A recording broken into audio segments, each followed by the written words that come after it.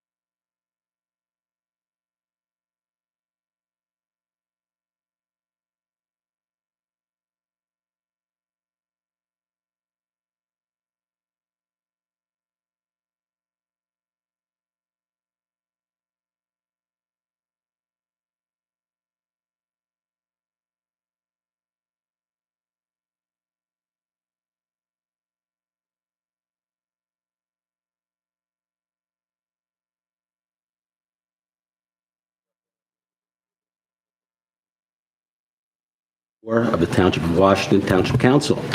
Adequate notice of the meeting was given in accordance with the Open Public Meetings Act by the Township Clerk to at least 2 newspapers in January, and this meeting has been posted on the Township Bulletin Board, Electronic Message Board, WCTV, and on the Township website. Please notify the municipal clerk of any disability requirements necessary for the attendance at the mayor and council meetings. The fire exits are located through the double doors on your right and through the doors on your left. Please silence all cell phones. Please rise to the salute for the flag, please.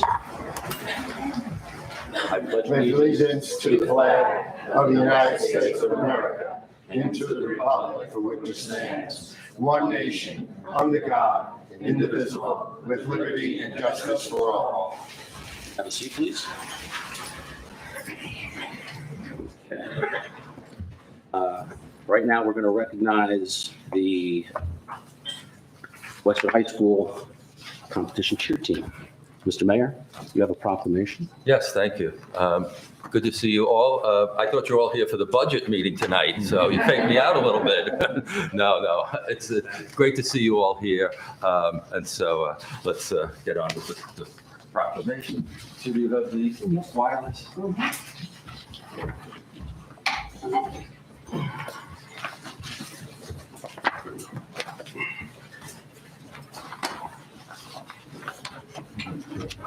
Sure.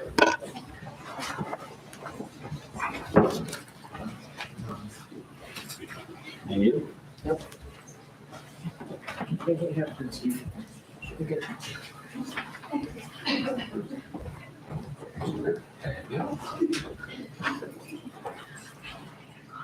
So I can't remember the last time we've had this many people in attendance for a proclamation. So I hope what I'm going to say is okay, but as I read your name, assuming you're here, I'd love for you to come up and start to line in front of the dais. And forgive me for any mispronunciations of any names ahead of time.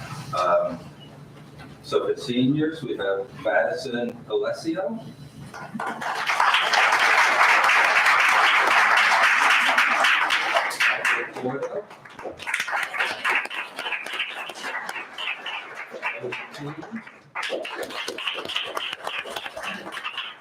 Sienna Rambaldi. Whitman. Moving into the juniors, Mackenzie Agar. Ashley Avila. Charlie DeMarco. Emma Nicola. Wayne Gao. Mariah Hernandez. Ellie Picado.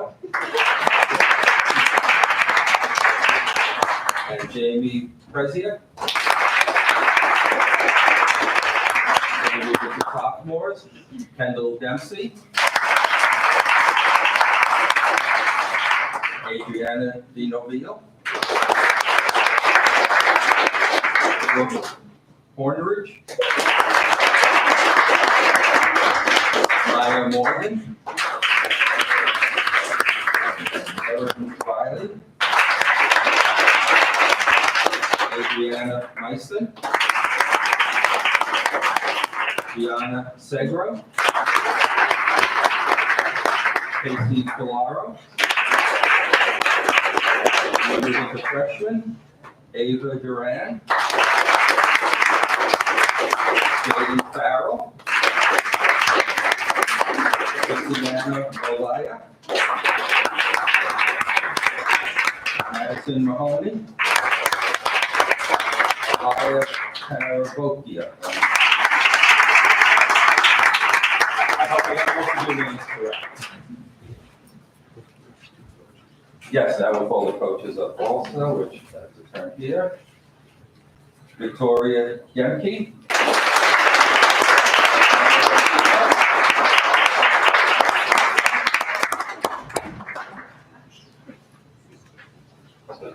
I'll read the proclamation now. The certificate is proudly presented to the Westwood High School competition cheerleading team. The Westwood High School competition cheerleading team went undefeated and won first place out of 28 teams in the Big North Conference this year. The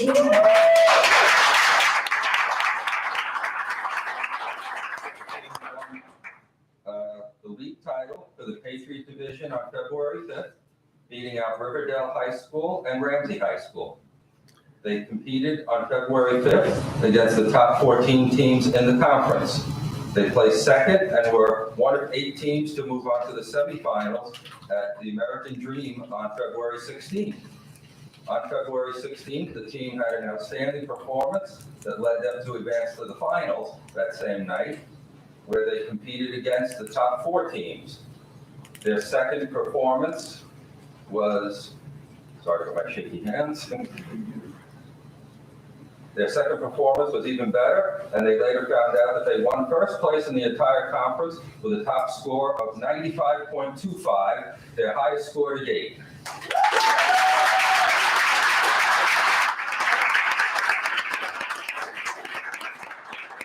The coaches are undoubtedly proud of them for putting in the time and working extremely hard this season. Proudly presented this 4th day of March 2024 by myself, Mayor Peter Calamari, Council President Mike DeSena, who's not with us this evening, Council Vice President Stephen Cassio, Councilman Tom Sears, Councilman Michael Allman, and Councilwoman Daisy Velez. Thank you so much.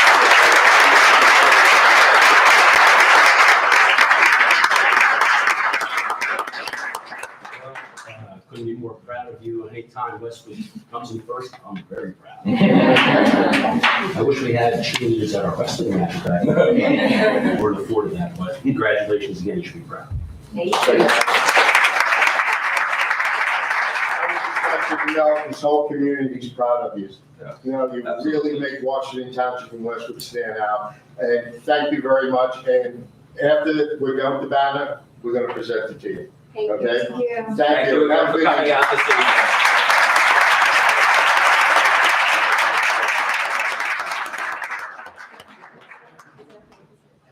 Oh, of course. Gotta do the wide lens. Guys, I'm going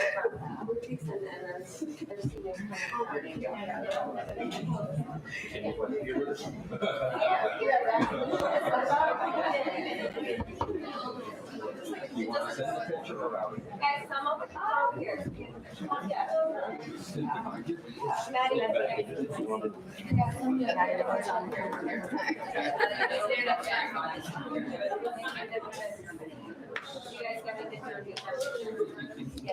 Maya, we'll get. There you go. There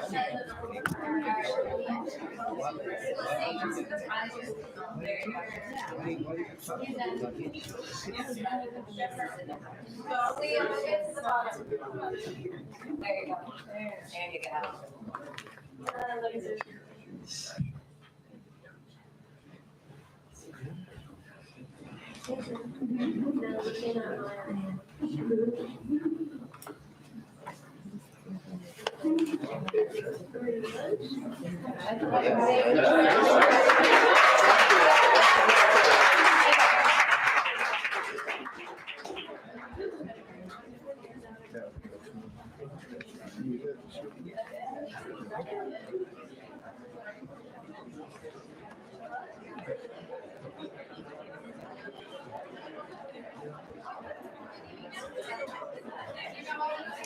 Take care. Have a good evening. Take care.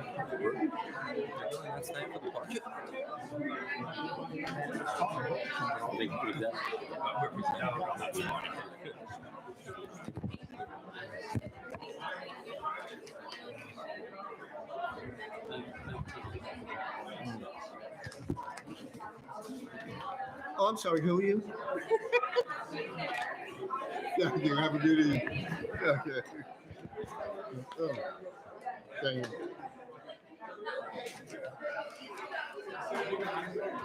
You're Taking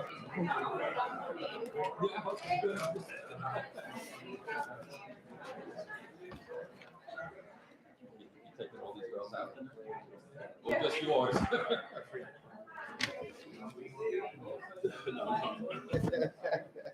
And cheers whatsoever.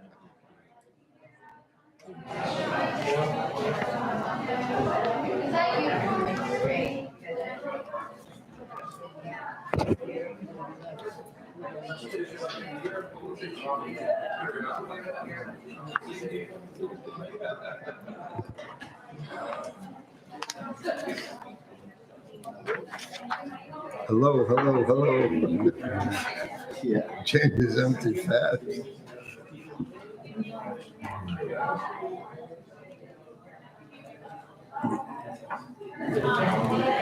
Okay, you ready? There's another person here for, Madam Clerk, can you please call the roll? Councilman Casio. Here. Councilman Sears. Here. Councilman Omen. here, Councilwoman Velez. Here. Council President DeSena. Let the record reflect also attendance Mayor Calamari, Township Administrator DeCarlo, Township Attorney Pollard, and Township Clerk Bukowski. Resolution number 24-175, authorization payment of bills February 16, 2024 to February 29, 2024. Do I have a motion? So move. second. Any discussion? I just had, I think it's 2 questions. I could ask more. I'll start with 2. The PO 24-00013 Beacon Offset Printing. There's a charge or a payment made out of the trust for celebrations of public events as well as a reserve for the township calendar. And I was just wondering why we would be doing it out of the public events or celebration account, if it is the calendar. I'm assuming it is.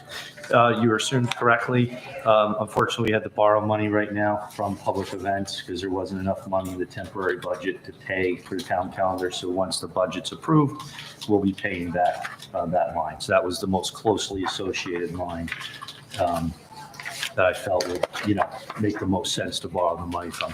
The reserve for township calendars, I don't know the balance off the top of my head. We could check it when we open up the budget books, but I think it's pretty close to, not existing anymore, a balance. So that's why we took the remainder out of the trust for celebration, but it'll be paid back. Okay. Is it possible to note those unusual transactions or non-regular transactions? Like for you guys in these reports? Yes, I mean, well, or put an addendum, or We could figure something out. it's just, That I think, you're just talking specifically like we're borrowing from Peter to pay Paul essentially for a little bit. yeah, because I think Okay. like last week or last meeting, I had asked a couple of questions and it was the same, or it was a similar. The other question is at the top, towards the top of the page, 23-01383 Cliffside Body. You guys On are the looking same at thing? different pages, unfortunately. Oh, okay. Looking at What's the PO again, sir? The PO is 23-01383. Okay, yes. So, and I could be mistaken, but I thought we paid for a snowplow in the last budget, the last bill list. So I was just wondering, is this for a new, or is this for an existing? This was, I'm sorry to cut you off. I know the question. I apologize. It's for the purchase of a new vehicle that was approved by capital by the council last year. So it was the cost of a vehicle plus the cost of the outfitting, and this is the outfitting costs. Understood, but, and again, maybe I could be mistaken.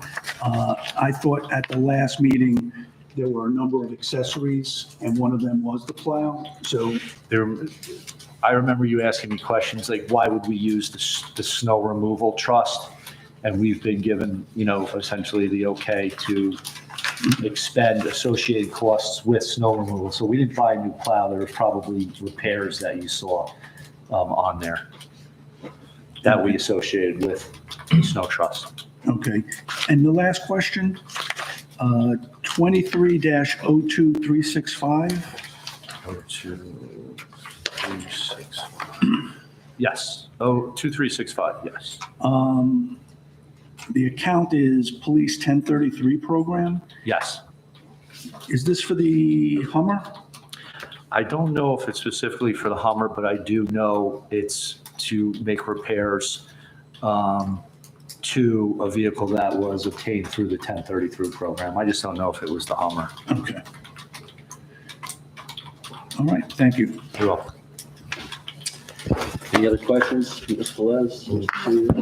No. Okay, excellent. So, motion to pass. Roll. You have a motion and a roll.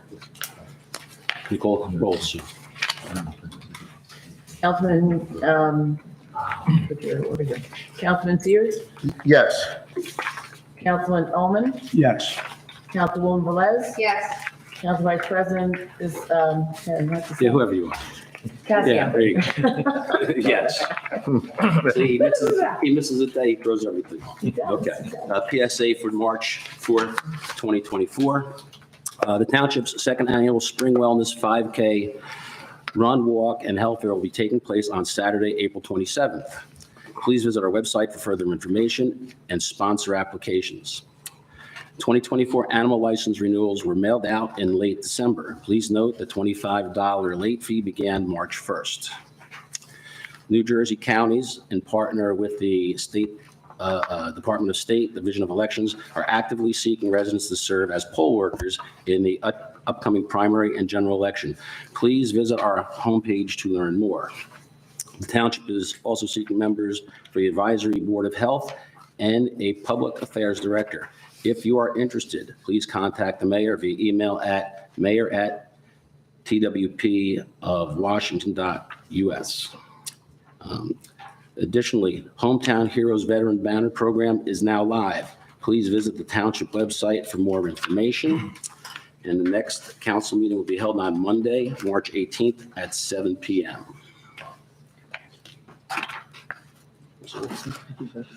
We'll see what happens.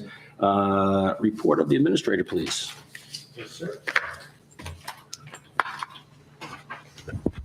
Thank you, Council Vice President Cassio, council members, and township residents. This is my follow-up from meeting February 20th, 2024. As far as resident concerns and questions, there was nothing to report back on. There were three general council concerns or questions. Number one, council requested additional information regarding a possible renovation and second story for the police department in its current location. The Township Town Hall architect Anthony Ovino will be working on that design. Council requested that we advertise a change in time for the 2024 council meetings, which was completed. And council requests the possibility of requiring a road surface rating from our township engineer. I requested and am awaiting a proposal from Glenn Beckmeyer. As far as updates, I'll throw this one out there, even though I'm doing the project tracker update this evening. The construction of the two bocce ball courts has been completed. Councilman Tom Sears and I met with Amaro to discuss landscaping at Seniors Park. We also discussed our plan with the resident whose backyard borders the park in the area of the bocce ball courts. She was appreciative of our efforts to add some privacy, beautification, and sound barrier to the area. There is from my last sentence of the paragraph, Omarosa Tree Service actually completed the work over there, which was removing some old concrete, planting green giant arborvitaes, adding topsoil. There'll be some seeding in the very near future, and remove some invasive grass from the area right around the bocce ball courts. At this time, that concludes my update. Thank you. Thank you. Mr. Mayor, your report, please. Yes. Thank you, Vice President Cassio. Good evening, everyone. Recreation news. The 2023-2024 basketball season playoffs are beginning soon. Good luck to all the teams. The 2024 lacrosse season registration has ended, and their season will be beginning soon. Thank you to all who have volunteered your time to help out this season. The Fun with Art program is back for another season this spring.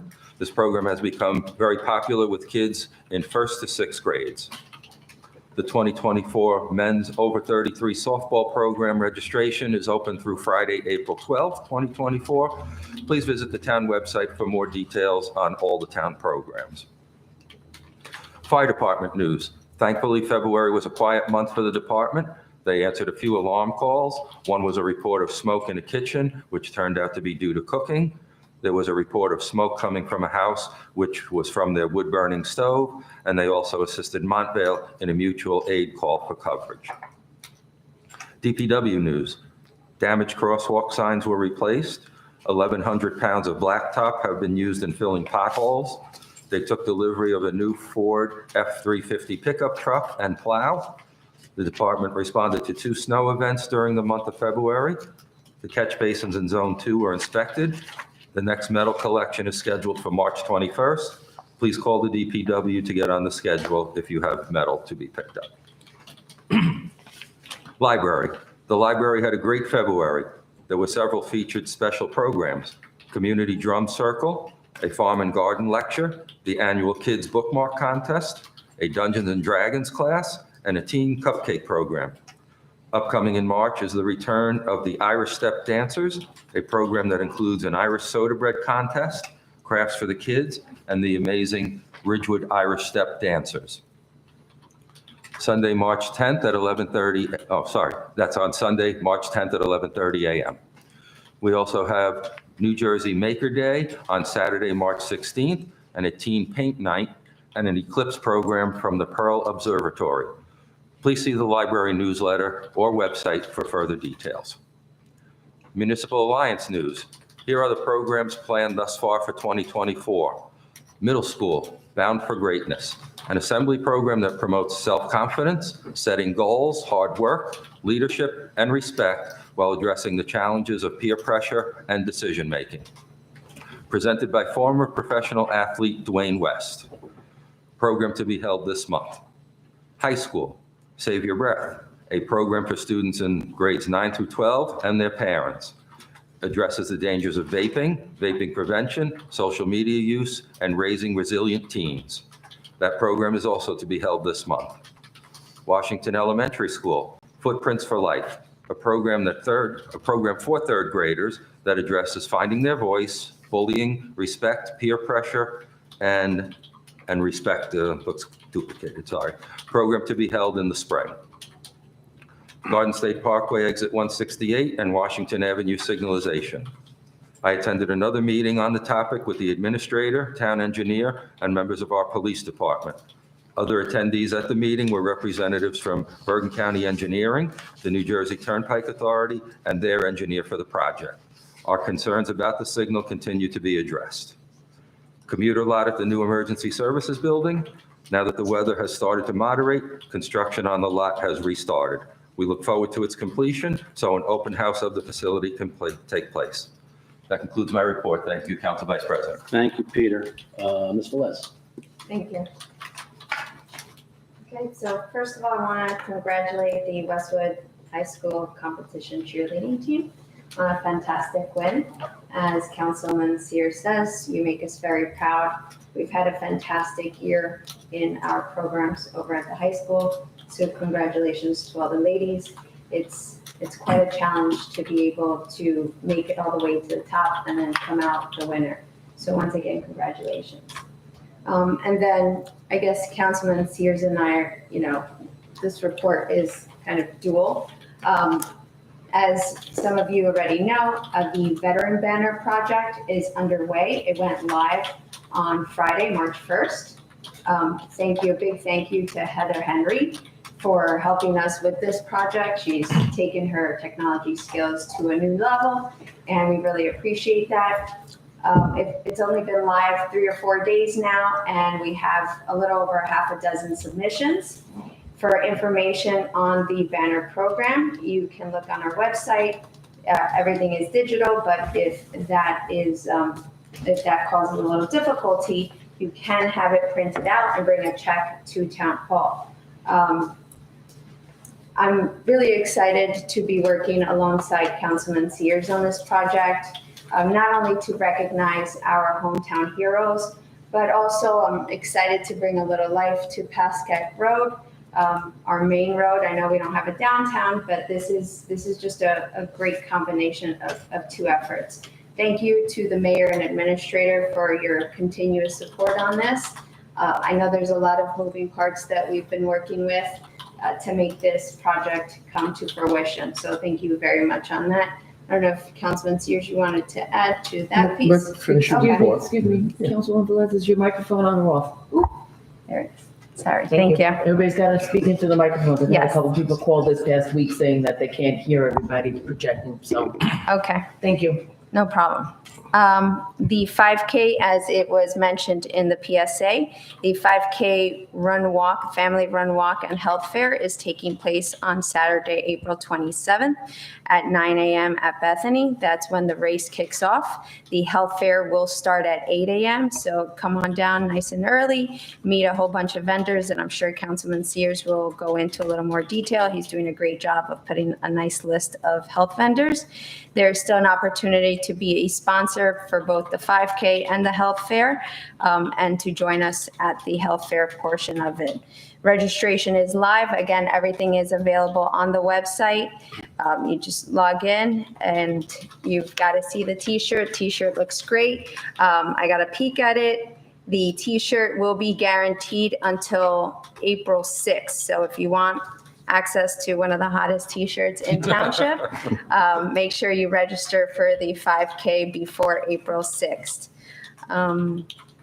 Grab your neighbors, grab your friends, family, and this is just a nice way to spend a Saturday morning doing something healthy with your loved ones. To be clear, this is a cashless event, so all payments are being accepted online. No cash will be accepted at the event. Again, everything is streamlined. There are QR codes available online, and soon you will see all the signage for it around town. Everything can just be done right online to make it easier for everybody. And then last but not least, last month I made mention to the council as well as the residents that I was working alongside Mr. Glenn Bechmeyer, our township engineer, to review some elements within the building department that we felt could use some modernization. And also to streamline the process for some of our residents. As I reported last time, some of our residents had come up to me for a couple years now, how can we make this more streamlined, more effective into, wanting to encourage people to improve their homes. So I'm happy to report that there have been some successful meetings taking place, and the process will continue to move forward, and I will update the council as well as our residents as we make progress to this. So thank you very much, and that's my report. Councilman Sears. Thank you, Council President. I am going to start off tonight with veterans news. The VF Post 6192 is going to start up a guitar program for veterans within the community. I have a location where we could be trained. I'm asking if anybody has any used guitars, or if you would like to donate some money for books for the veterans.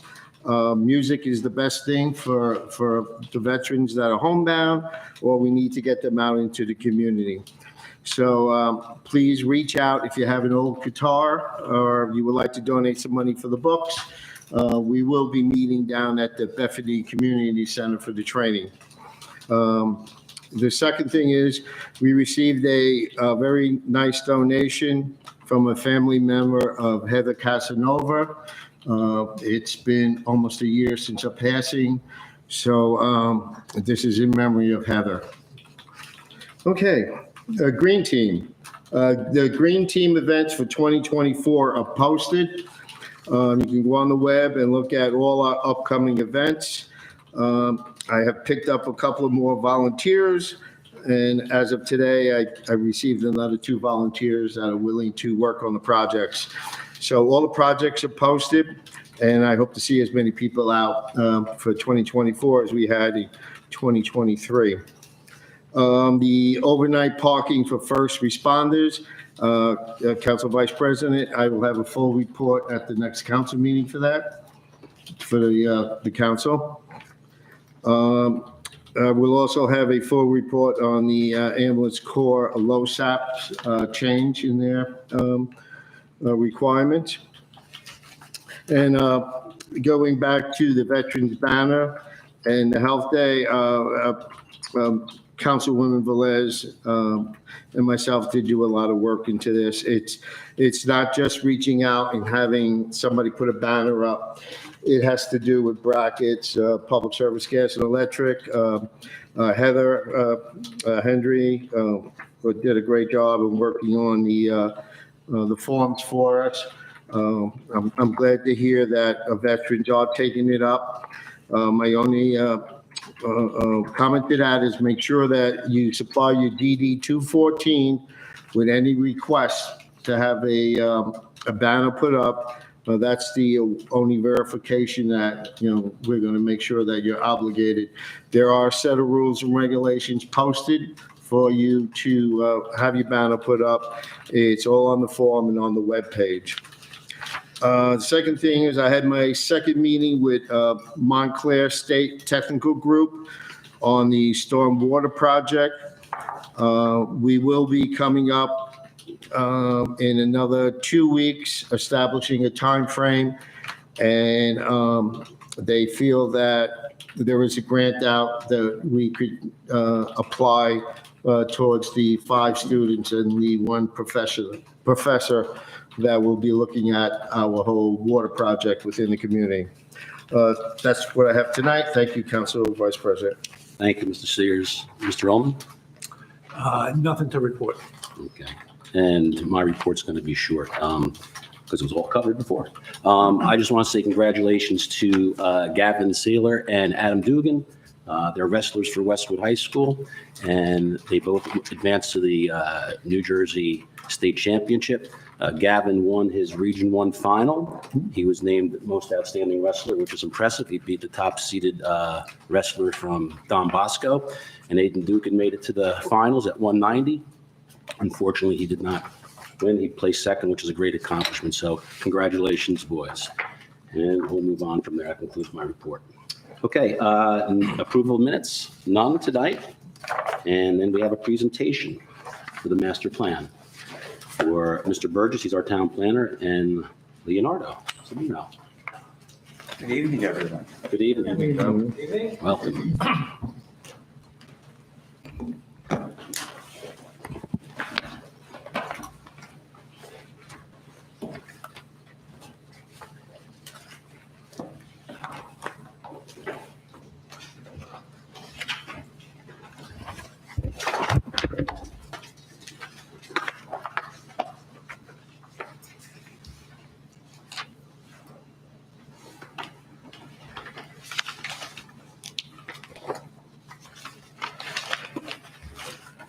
Council Vice President.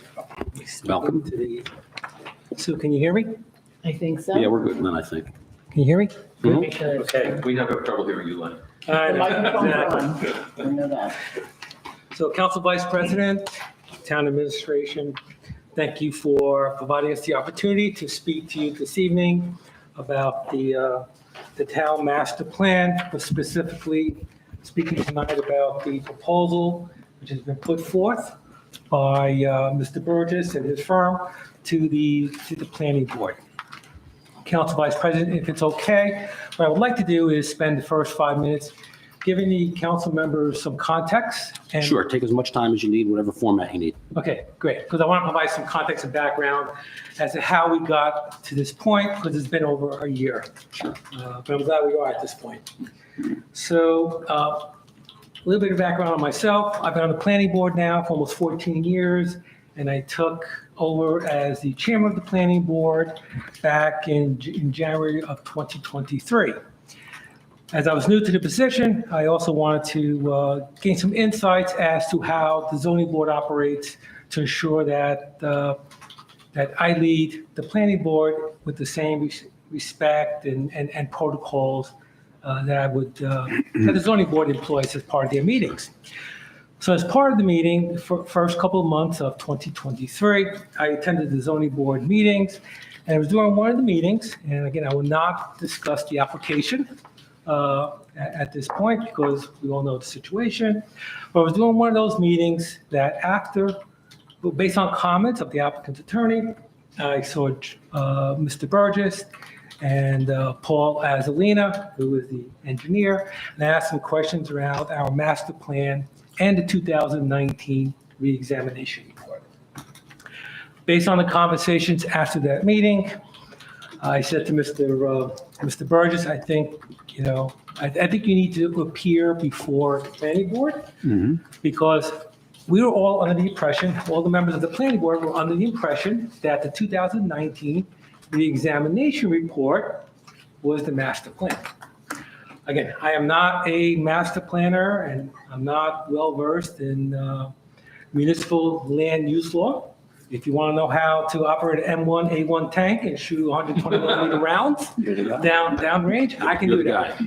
Right? But I cannot discuss municipal land use law, which is why I reached out to Mr. Burgess to come before the planning board. Mr. Burgess came before the planning board and he indeed mentioned that the town was in accordance with the state law with respect to reviewing the master plan every 10 years. Where we fell short was taking the 2019 reexamination report and incorporating it into the town's master plan. And to give you some perspective, the last time the town's master plan was updated was 1974. And Mr. Mayor, if you recall, and Councilman Sears, when we tried to find the master plan, we had a little bit of a challenge because no one could actually locate it. It was not on our website. But luckily, I think Mr. Azzolina was able to find the master plan in his files. I had Mr. Burgess appear before the May 24th, 2023 Planning Board.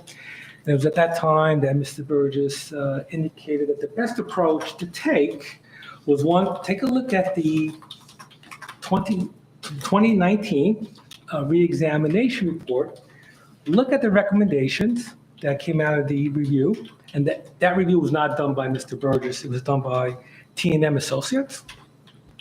And let's understand better what recommendations that were put forth in the examination report were actually implemented versus what the planning board still needed to act on.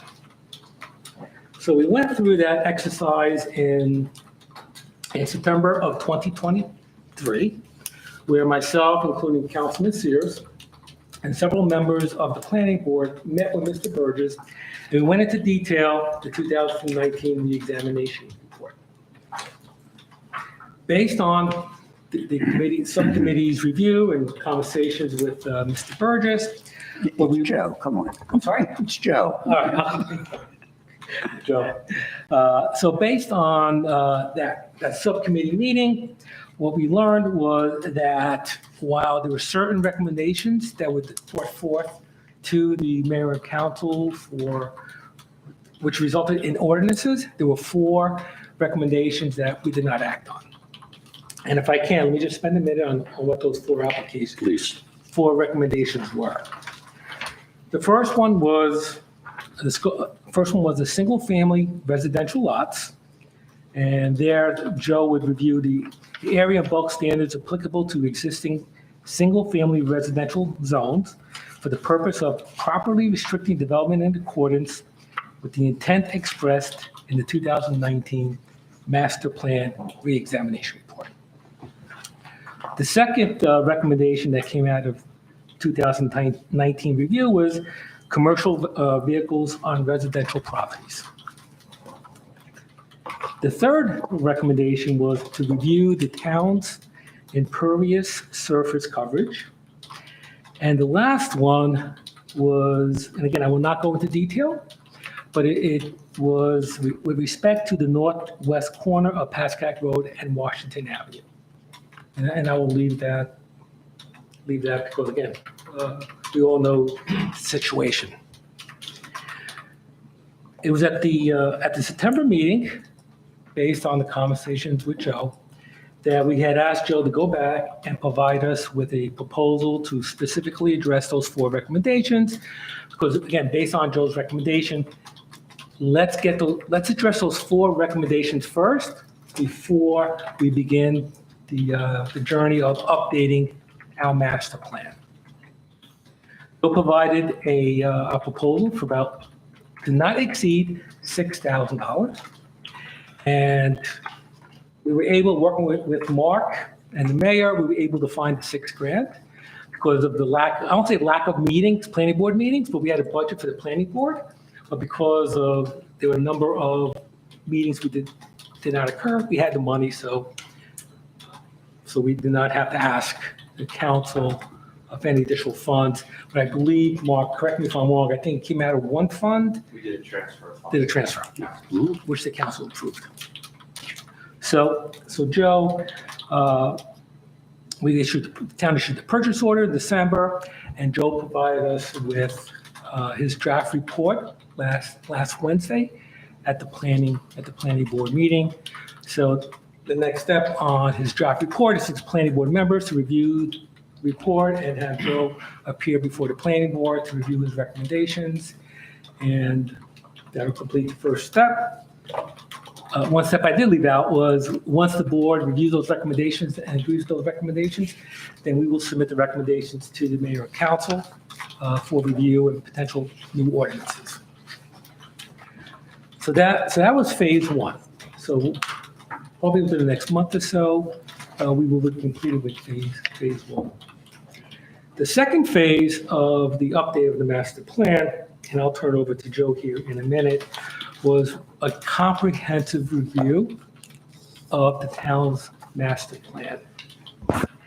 And as I mentioned earlier, the last time we updated the master plan was 1974.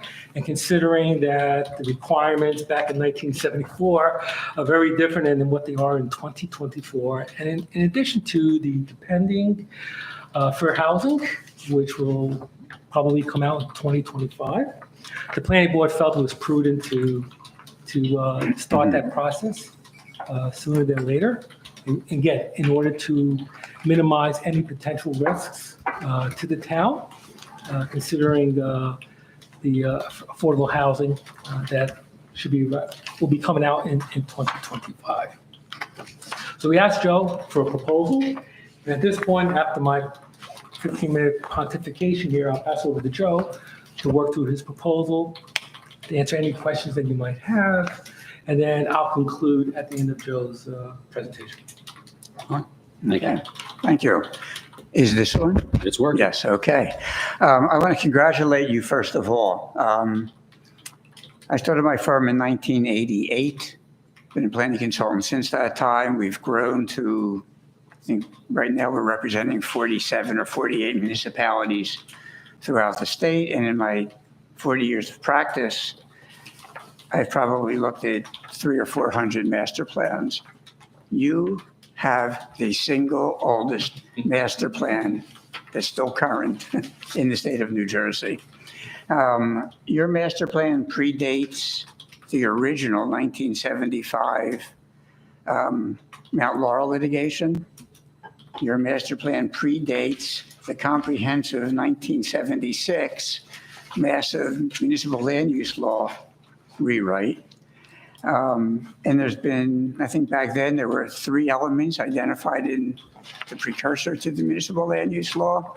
And today there's about 15. So you can see there's been some change. You have fortunately regularly prepared the reexamination reports that you're obligated to. It used to be every 6 years you were doing that. Then it became 10 years and you've followed through with that. So consequently, at least you're legal. But with all the changes that have taken place and how we've become such a litigious society, it's in your best interest to give consideration to a new comprehensive document.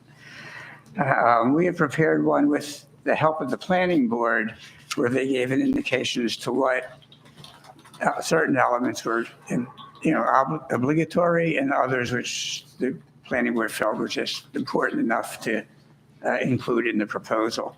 I will say up front, the only obligatory component of the municipal land use law are that you have a land use plan element. You have what has been now called, and it's a very recent update, what's called a vulnerability assessment. That was included as part of a land use plan element.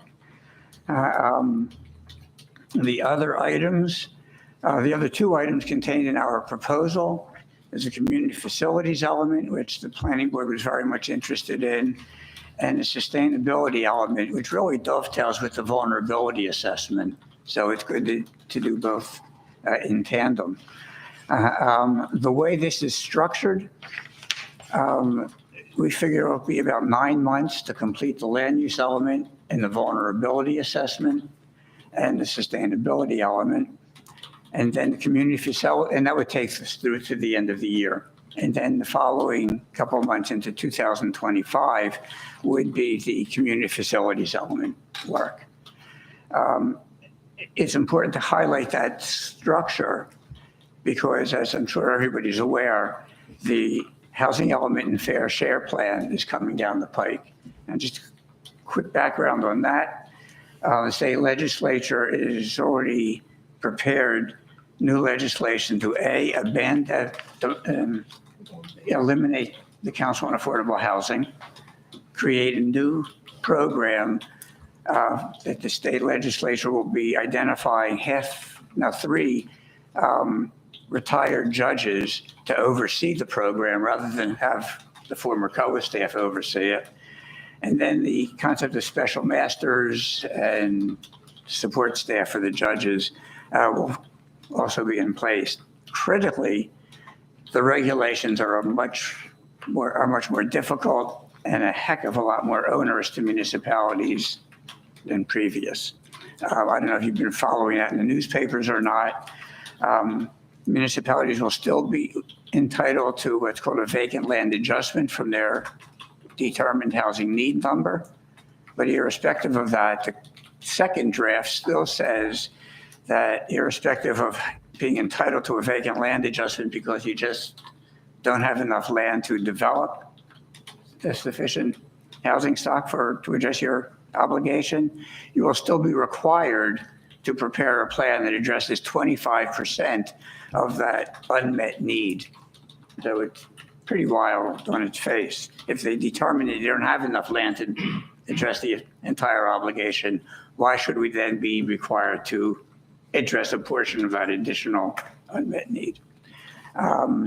There are a number of very specific timeframes that are spelled out that if you miss any single one time frame, you would automatically lose your protection from any affordable housing lawsuits. I say all that as background to this proposal because within the context of the preparation of a lot of this information, we will be able to use that when we get to the point of having to prepare this housing plan, sometime in late 24, early 25.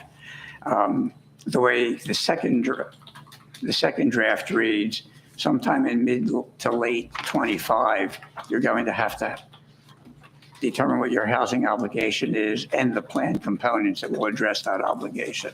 So in this fashion, we'll have a lot of that information already prepared in the background database to help the planning board just focus entirely on how we are going to address our number, whatever it will be. As I said, there's 4 different components to this plan. I assume you all have a copy of the contract in front of you, I hope. Yes. Okay, thank you. So you can see the pricing of the individual elements. And as you can see from the text, there's a tremendous amount of work that goes into it. I have suggested to the planning board that there's 2 ways to go about this process. Either I would work with the full planning board, or alternatively, they could create a subcommittee of a few planning board members, a member of the council, a member of the zoning board. And in that way, with a smaller group, it would be more expeditious in terms of being able to meet We could pick any night of the week. We don't have to wait for a planning board meeting. Or alternatively, if people are available, it could be during the week or even on a Saturday morning. And I always make myself available. But those are the two options that the planning board will figure out when they get started on this work product. In terms of the work product itself, the land use plan obviously is the first step. We do a very detailed analysis of how every single piece of property in the municipality is developed. We map all that information. We then take all the environmental constraints data that we have online and identify where floodplains are, wetlands are, C1 stream buffers are. We map all that, and then we look at what's not in those categories. And with that, I also include all the wetland buffers and C1 stream buffers and the like. And then we look at the remaining land that the Fair Share Housing Center would consider as developable. And we start to figure out, okay, how are we going to address various land use issues, whether it's residential, commercial, industrial, what have you. At the same time, our staff does a very deep analysis and assessment of a lot of demographic data for the municipality. And the reason we do that is, as we all know, over time, your population changes in terms of age characteristics, in terms of family to child rearing age, and what the implications of those would be. And if you're an aging population, for example, then you would start thinking about, do we need more housing for the elderly? If you have a population filled with younger families, you have to start looking at whether or not we have enough recreation space. Do we have enough development on our schools, in our school system to accommodate whatever that future demand may be? And we plan accordingly. And so on down the line, we look at this information to assess a whole host of community facilities and whether or not the existing infrastructure is there to accommodate whatever growth potential we determine, through the planning. And that's basically the land use plan section in one regard. The other regard is that we then want to identify very specifically what our land use goals and objectives are. And what we do is, in addition to goals and objectives, we have an associated policy statement with each and every goal that we offer. And the reason we do that is we understand, working with all the municipalities that we do and also doing a lot of private development work, that it's not the planning board that ends up working with the master plan most. It's the zoning board of adjustment. Because with every single use variance, they have to look at that master plan and really figure out, well, is there a substantial impairment to the intent of the plan or not? So we want to be as explicit as we can in terms of how we structure our goals and objectives and identify why we're saying this is an important goal or objective as we possibly can be, to make sure that the zoning board doesn't misinterpret what the planning board had in their mind. That takes a lot of background information in the office for us. It also takes a lot of time with our subcommittee or the full board to make sure everybody's comfortable enough with what we've prepared to want to see it get adopted. And if we have to change it 3 or 4 times, we change it 3 or 4 times. The figures that you see in this proposal don't change then. We're locked into what this is. We also have built in a number of meetings with either the subcommittee or the planning board. That's the one open that could become an open-ended thing. If we end up meeting once a week for 52 weeks, then we have to reassess that one issue.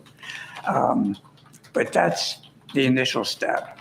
The same step holds true for that vulnerability assessment and the other 2 elements that I mentioned earlier.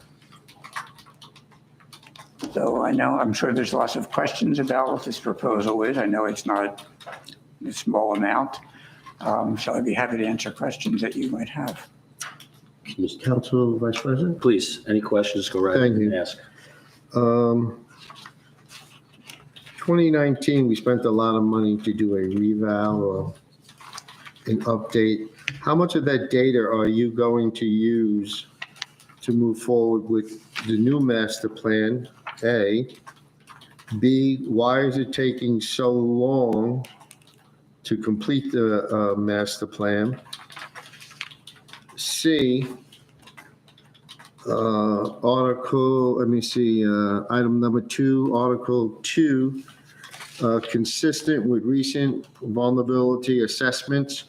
You have 1 through 5. It looks like it's almost redundant. And item number 4, can you shorten the time frame? Well, we And we can, haven't gotten to course yet, but those, let's take each one in turn. Well, let's start with the vulnerability assessment. The vulnerability assessment, those 5 items are statutory. They're spelled out in the municipal land use law as an amendment about a year and a half or so ago. So we have to address each of these points separately and specifically in any master plan update, or even an amendment to a master plan that you do. The statute says you have to address these 5 bullet point items. So are you correct that there's some redundancy? There may be, but it is a little different than what's required of the land use plan element. Well, I forget the first point already. I'm sorry. why, 29. the 2019, Oh, we yes. did invest a lot of money in doing that. Why are you going to be using any of that data for the new plan? And Yes. if you are, should that be able to shorten your time frame in giving us the Well- new master plan? We will be able to use a significant portion of the demographic data that's presented in that document. However, that document predated the publication of the 2020 demographic information. So we have to go and really do a deep dive into the 2020 data, as well as some updates that the government periodically presents going through, I guess, 2023. I'm not sure if we'll have 2024 data by the time we may have some of the 2024 data by the time we finish this document.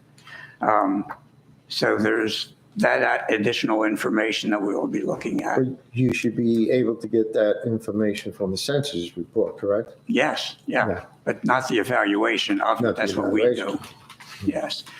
In terms of the time frame, we're saying up to 9 months. You know, we certainly don't anticipate it going beyond that. And it may be a little shorter, could be 7 months. I doubt very much it would be anything less than 7 months. But I'd rather say 9 and meet that goal rather than saying 7, and then if the 7 months tell you that I've got to ask for another 2 months to complete. Thank you, Council President. Daisy, any questions? I guess a question and a comment. You spoke about the town still being required to prepare a plan to meet that 25% obligation. So this master plan, this updated master plan will basically put us in front of the 8 ball. We'll make sure that we are prepared for it when the time comes and they've officially made it a 25%. Correct? Yes and no. Okay. Because this proposal does not include a housing element and fair share plan. That's going to be due in late 2025. The regulations haven't been prepared yet. There's been 2 drafts of legislation involved, and both of those drafts had that 25% factor. I've been working with the league, the mayor's conference on trying to encourage the state legislature to delete that provision from the regulations, because it is, for lack of a technical planning term, ridiculous on its face to be telling towns, we understand that you don't have sufficient land to address that entire obligation, so you're entitled to what's called a vacant land adjustment and a determination of what they call a realistic development potential number. but then to turn around and say, irrespective of that, we want Yeah. you to address 25% of what we've already acknowledged you cannot meet. So this doesn't make any sense. Yeah. So Okay. we're trying to encourage them with their third draft not to include that. And we're not the only ones doing that. The League of Municipalities is also behind that. Jeff Serenian's law firm, who is very active in addressing affordable housing issues in front of the state legislature and the governor, is also fighting this fight. So hopefully that provision will get eliminated. There's a number of other provisions that are also very onerous for municipalities to meet, mainly the timeframes, because every step of the way, if you don't meet a timeframe, for example, it says once your number is determined, you have 48 hours if you adopt it to put it on your website. If you don't, you're subject to exclusionary zoning suits. Council President, another question? Yeah, any questions you want to ask, don't have to ask, just go ahead and ask. As you're aware, our last evaluation, we have 0 property for building, and thanks, Ken, for working on that for all these years. But then they did come back and they gave us 2 imaginary properties, That's, one down by Bethany, one at Stone Mill, and this is your imaginary property that you have to build. Are they going to have us continue with that, or will that be eliminated? I would be surprised. I'd be surprised if it were to be eliminated, because that would then become, with the 4th round, what's known as your prior round obligation, and the way you're trying to achieve that prior round obligation.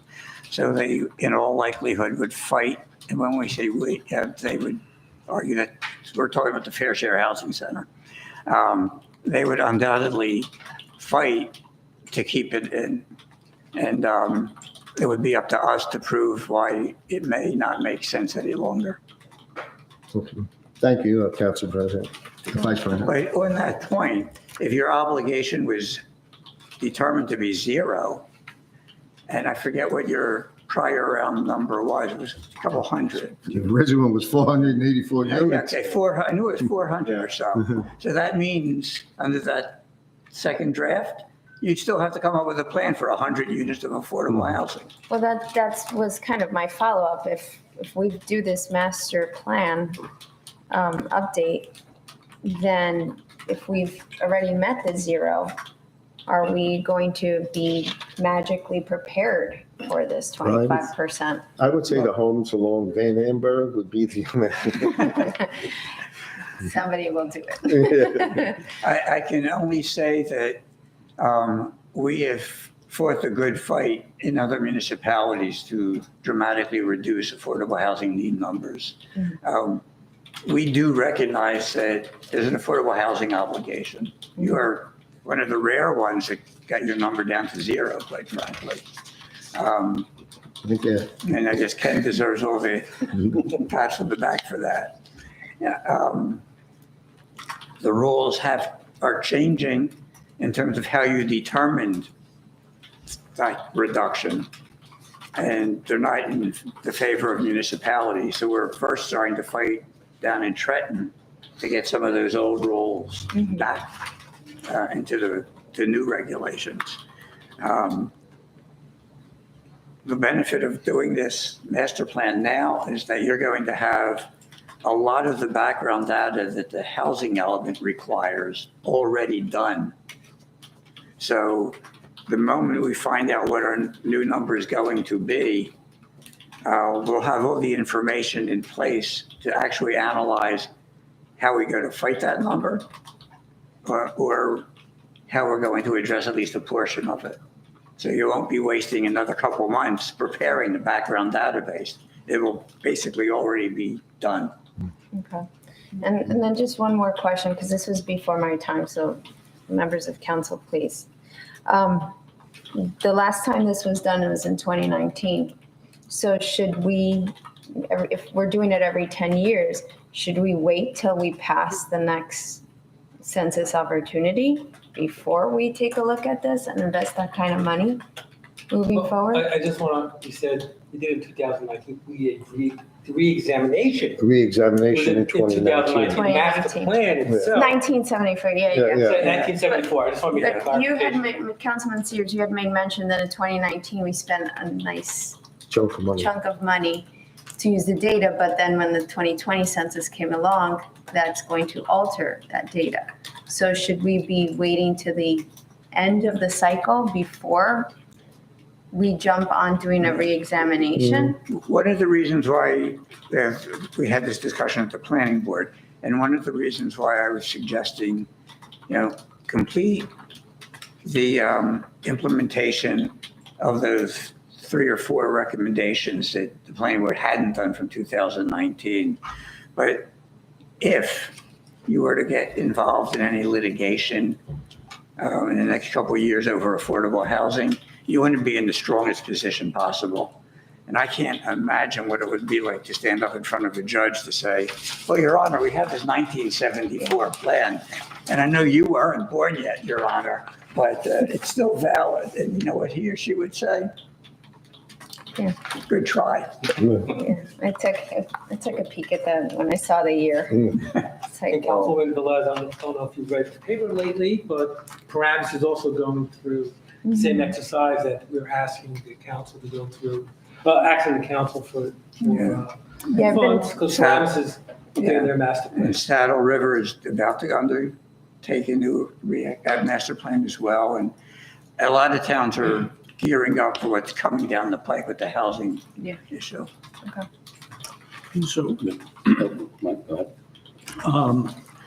just to be clear, and I think, I felt I was clear on from our meeting last week, the community facilities element, which is about $17,500, is the only element that is not required. So if we wanted to only meet the bare minimum, we could remove that without penalty, for lack of a better term. Okay. Correct. And you mentioned something in the update, in your update, and I just want to get some clarity. At the meeting, I had inquired about the source of the community facilities element and what the genesis of, that in terms of one of 15 elements that could be included as an optional element. And you weren't sure at the time. And I guess in your update, you said that it came from the planning board. So, I'm a new member, but did we request that? Did the planning board request that update? I don't know if it was a full planning board or when I met with you in the Yeah, subcommittee. I think it was in the subcommittee, Okay, if I recall correctly. okay. So, if we wanted to move forward with this,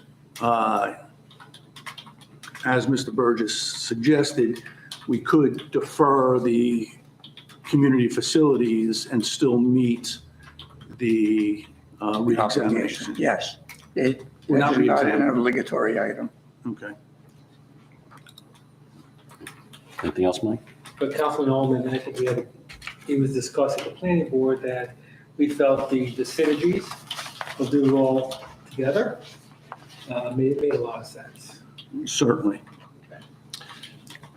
Pete, do you have any questions? No, I do not, but thank you. Okay. Mark, any questions? at all? In terms of funding for this study, I know that we made arrangements for we encumbered the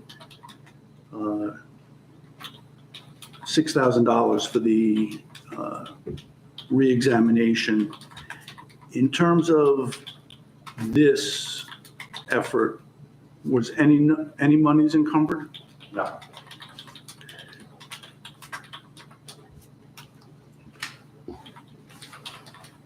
I have one question. So right now with our reexamination, we are current. That's correct. Okay. That's my only question.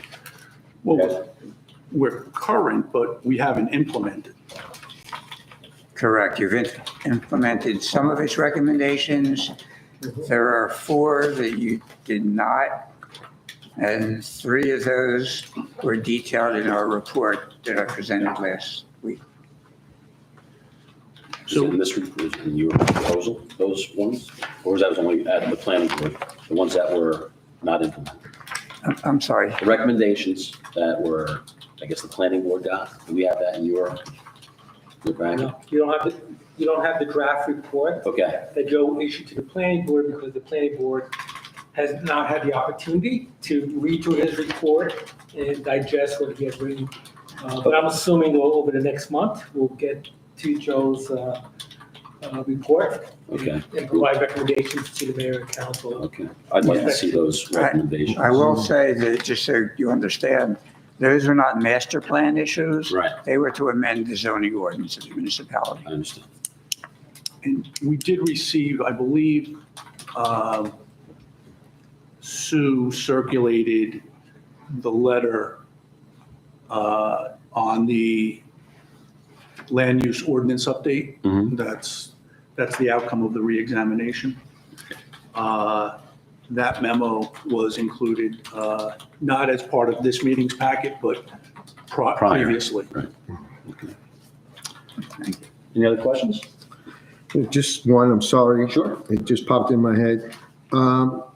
Climate change, that actually came out right after the 29 assessment, so that's something new that has to be added. That is a new element. That's a new element, and there's another new element. I forgot what it was, but, okay, thank you, Ted. Everyone good? Yeah, I just had one quick question. Go We have these development the fees that are in the town. Is there any element of the master plan work or examination or elements that could be used? Any money from there to partially fund a little of it? Are you talking about the Affordable Housing Yeah, Trust Fund fees? yeah, No, yeah. you cannot. Okay, just curious. At present, under the current rules, you could use some of that money to help defer the cost of the housing element in fair share That, plan. I know that, yeah. But Yeah. in the second draft, they've deleted that. Okay. Yeah, they want all the money to be used for affordable housing, not for administration. So there goes the money. Is there an anticipated date that's been circulating as to when the drafts will be done? The initial one, the first draft said by June 30th of 2025. The second draft, I believe, has moved that back a couple months. Okay. But you're still going to have to at least be given your number before June 30th. And the reason for that is under the, Of 2025, yes, okay. because under the current third round rules, they end June 30th of 2025. Mhm. But they're giving the municipalities a little leeway. Once you have your number, then you'll have a few months. To work it through, okay. But again, these are drafts. Yeah, I mean, Subject to there could be change. another round. So Council President, if there's no more questions. Council President, again, my ask and the ask of the planning board is to include Joe's proposal in the full amount in your 2024 budget review. And I provided a copy, and Grace has provided a copy of them all. So it should be in your budget, and the ask from the planning board is that you consider approving the full 85,000, for all the reasons Joe mentioned tonight, that we just need to get ahead of the curve. Understood. We're going to see it in the budget, and we'll, can't tell you what we're going to do, but we'll see what happens come budget time. We will consider it, obviously. Thank you. Okay, but thank you very much. Thank you. If we get as long of it as we did the one at 74, I think we can amortize it over a long time Yeah, period. exactly. Maybe we'll buy a banner. Is there the opportunity, and I could be completely off, but when we do the tax revaluation, I understand they're completely separate, but the tax revaluation, is there special funding allowances? Can you bond that for a certain period of time? And if you can, if that recollection is somewhat accurate, do we have the ability to do anything similar with this, or is this going to be a operating expense, a current expense? Let me say, I think I recall what you're talking about, because I think the last time we did it, we were able to somehow amortize it over a few years. I don't know if that's still the case, so I don't know if you know anything different. Mark, okay, then I'll defer to you. If it was a revaluation we could do over the course of 5 years, this would be a reassessment, so we have to raise the funds through the current budget. That answered that question. But in terms of, and again, I'm giving an example of the tax, but this 85,000, it has to come out of current. We don't have the ability to capitalize this? Oh, I'm sorry, I was answering your other. Yeah, no, yes, I appreciate So, that. I don't see why you couldn't. Yeah, so I mean, the answer I gave you was specific guidance I received on the tax, but I don't see why this couldn't be a capital expense. I mean, it's gonna last more than the 3-year expectation that's required for capital. I can certainly find out. 50 years. For sure, but I don't see why, I can't think of a reason why it wouldn't be. I mean, it's just something to consider, especially if the community element, if that's pushed back and added to the end, it certainly becomes a 2-year, or it crosses 2 fiscal years. Don't know if it, hopefully it's not a 2-year exercise, but I think it would, if we did the community facilities on the back end, it might push into 2025. Yes, and technically you could do the same thing with the sustainability element because it's a new element in the municipal land use law. Okay. Thank you. No other questions? Comment? Thank you. Thank you, guys. Always thank you. Okay, It's and thank understood. you for your time and nice to meet you. Thank you. At this time, I'd like to make a motion to go into public comment. So moved. Second? Roll call, Sue. You get a chance. Go ahead. All in favor? Aye. Aye. All right. Since we're all in, anyone on Zoom? Not with a hand raised. Seeing no takers, I'll make a motion to close. So moved? Second, All in favor? Aye. Aye. Okay, let's see. Ordinances. Adoption, second reading. Ordinance number 24-02. An ordinance providing for the improvement of Callan Street in and by the Township of Washington in the County of Bergen, New Jersey, and appropriating $166,168, therefore constituting proceeds from a grant from the New Jersey Department of Transportation. Resolution 24-176, authorizing second reading and opening of public hearing on ordinance 2402. Motion? So moved. Second? Roll call, please. can I just ask a question? Sure. Is this a matching grant, or is this what's the structure of the grant, I guess? It is not a matching. So we'll be refunded that amount the 166, 168. You just have to put it up front. And we have to, do we have a plan? Is this number based on a plan that we've received? Proposal, yes. Okay, thank you. Roll call. Councilman Casio. Yes. Councilman Sears. Yes. Councilman Ullman. Yes, Councilwoman Velez. Yes. Thank you very much. No one's out there to talk I about it. know. Okay. Motion to close public hearing on ordinance 24-02. So moved. Second? Roll call, please. Councilman Casio. Yes. Councilman Sears. Yes. Councilman Ullman. yes, Councilwoman Velez. Yes. Motion to adopt ordinance number 24-02 by second reading by title. Motion, please. So moved. second, Oh, go I think that was Daisy. Roll call, please. Councilman Casio, Yes. Councilman Sears. Yes. Councilman Omen, Yes. Councilwoman Velez. Yes. Okay. Introduction, first readings, none. Resolutions and consent agenda. The following items have been determined to have the unanimous consent of the council and will be enacted in one motion. Should any item require independent consideration, any council member may have such item removed from the consent agenda. Does anyone wish to have anything removed? Yes, 24-185 for a separate vote. 185, separate. Ms. Velez? No. Mr. Allen?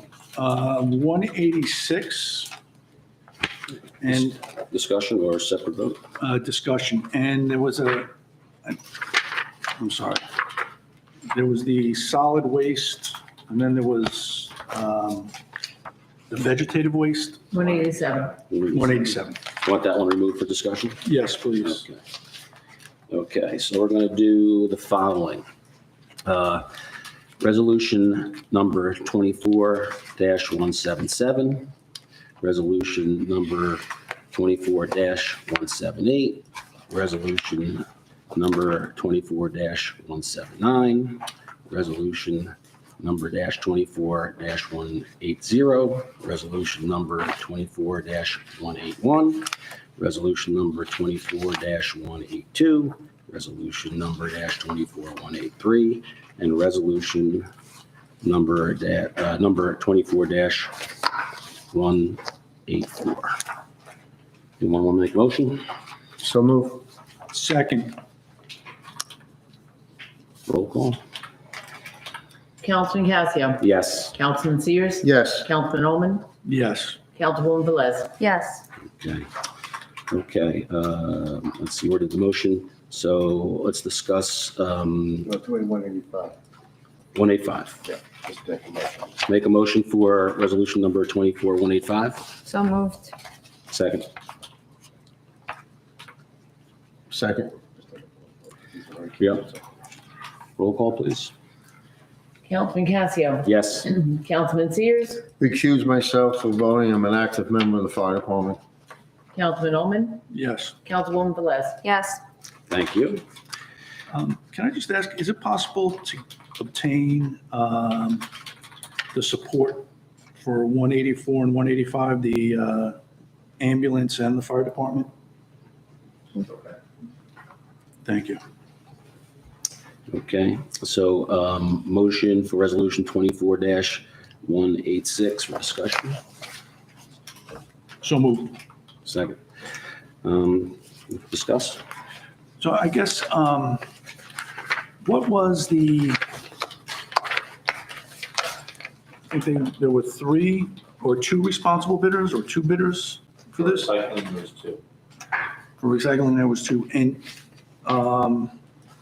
we're awarding 493, 480. What was the, what was bulldoze? I don't know off the top of my head, but it was. Yeah, I know. Yeah. If you look at the resolution, the number's off. So I'm assuming it's 487, Yeah. not 493,000. Extra zeros. All right? It should be 49, 3, 4. Oh, Of this. Right.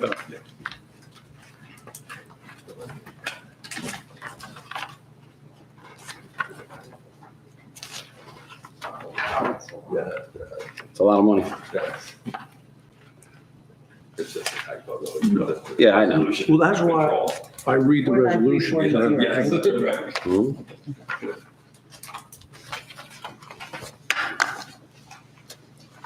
So are you okay with 49,000?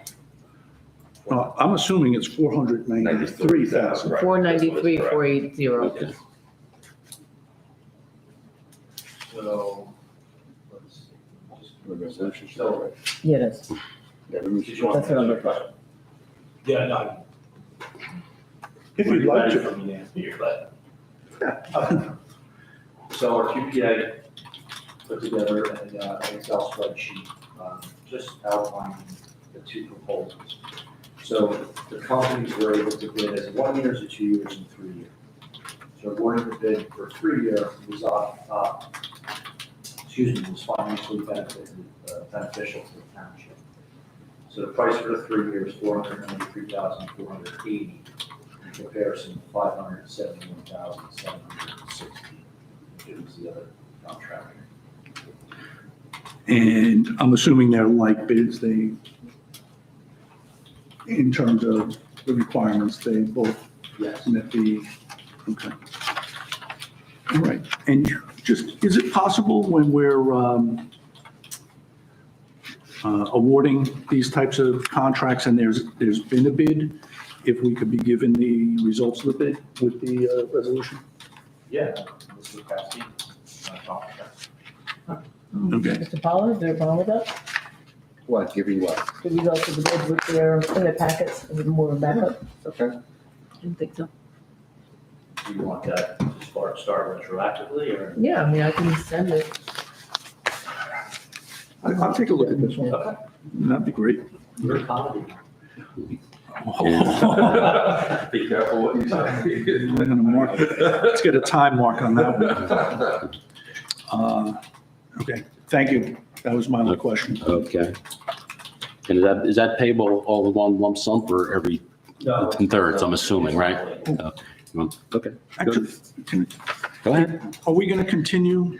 Was the bid request basically mirroring our current service of every other week, or did we do something different? The answer right this second is, everything is the same. There's a topic agenda for conference, where the contractor just proposed a different day for pickup that the mayor might want to bring to the council's attention for consideration, but the actual answer to the question is, it's exactly the same. Okay, thank you. So, make a motion. No. Roll call, yeah. Roll call? Councilman Cassia. Yes. Councilman Sears. Yes. Councilman Oman. Yes, Councilwoman Velez. Yes. Okay, thank you. And resolution 24-187 for discussion. Motion. Make a motion. We've done this in such a long time. So moved. Second. Mike, you want to discuss this? yeah, I just, I believe it said there was no other, That's correct. and I don't know if you've had any discussions with your peers in some of the other towns, but is that consistent? Is there only one vendor for this? Or, I believe in the area there is, I honestly haven't spoken to Any other of my colleagues in asking that, but we do enjoy currently a very professional working relationship with them. So I was satisfied with getting, their bid. I wasn't, when I saw it was only them, I wasn't concerned at all. and what is there's no dollar amount on this. So it's by weight, Oh, and it's for our leaves and our brush, and it's just for drop off. so our DPW at the moment, they drive out to Total or somewhere, or maybe, Is it Woodland Park? Woodland Park. Yes, Woodland Park. and they dump and we're assessed a fee at Yes, that point. that's correct. Is the fee locked in or just that they'll take it? The fee is locked in. I'm looking at it now. Again, I don't know. I imagine it's probably per ton. Did that go up at all? Well, we're currently paying $13 for leaves, and the first year proposal was $12.84. For mixed and brush went up a little bit, so the leaves went down a few cents, and the mixed and brush went up from $20.80 to $21.75. So at the rate we're cutting down trees in the township, we should have no leaves in about 5 years. Don't say that. Save a lot of money that way. And we lost about 50% of our canopy so far. Yeah, I like to breathe. Is there, well, just, and you don't have to answer it now, but is there an opportunity for the way we either collect or present them for dumping to save money? If we compress them or shred them or do anything with, If, actually, when you look at your, when you start to look at your budget books and when you look at that budget line, you're going to see it consistently decreasing over the last couple of years. And, it specifically caught my attention. It's a little hard to understand only because we've been offsetting it with the grants. So you'll see that my ask is less than what we actually need. But overall, you'll see it tremendously. So when I saw it this year, in preparation, I asked that specific question, is there something wrong or are we doing something better? And in talking to our superintendent at DPW, it is from the compression of the garbage trucks because they're put right in the garbage trucks and driven right down there. And we're also saving money from doing that rather than bringing them to Sherry Field where we dump them out, reloading them onto a roll-off, bringing it to, God knows where. So we are saving money because of all those measures. thank you. I don't have anything else. Okay. Roll call? Councilman Casio, Yes. Councilman Sears, Yes. Councilman Omen, Yes. Councilwoman Velez. Yes. Okay. Get to read this. Now, right? You can read it now if you want. All right. Next meeting of the Township Council will be held on Monday, March 18th, 2024, beginning at 7 PM. Yes. We're going to adjourn to a conference agenda. You guys want to take a break? You just want to go through it? Anyone need a break? Keep You going. need a break? Okay, we're going to take a little break. 5 minutes.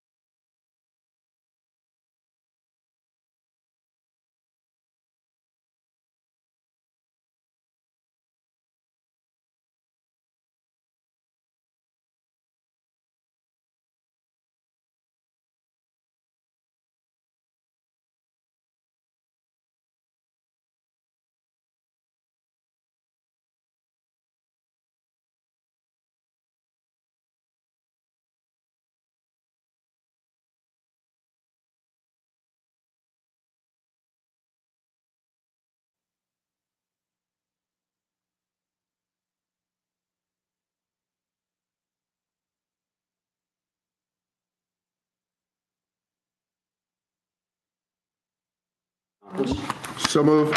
Second? Thank you. All in favor? Yes. Aye. Aye. Mr. Mayor, Mr. DeCarlo? Yeah, thank you. Yeah, I assume DPW. Yeah. This one will go very quickly. The architect is still working on the request of the last meeting to see about the feasibility of going up a level on the existing space. So we expect to have that for the next meeting. Thank you. Yes, sir. Yep. 2024 road program? Yes, sir. Just wanted to keep the council informed where we're at with this. Obviously, you know, we're well underway with getting a head start on the New Jersey DOT Grant Road Street, which was Calvin Street. As you'll see, as you go through the budget books that were just handed out, we recommended 4 roads for the 2024 road program. As we go through it in a few minutes, we did identify some other roads that may need to be done in the future if you wanted to, put extra money towards it. And then there is the PSE&G roads from the work last year. So there was a meeting today. We were represented very well by Beckmeyer Engineering. Unfortunately, I double booked myself and attended the meeting with Gata and Getacan today. So PSE&G is more than willing to work with us in a progressive way to get our roads done. Again, I don't like to throw out numbers, but I think there was roughly 18 roads that were worked on by PSE&G one way or another. 2 of the 18 streets have to be paved, resurfaced, bottom line, curb to curb because of the moratorium.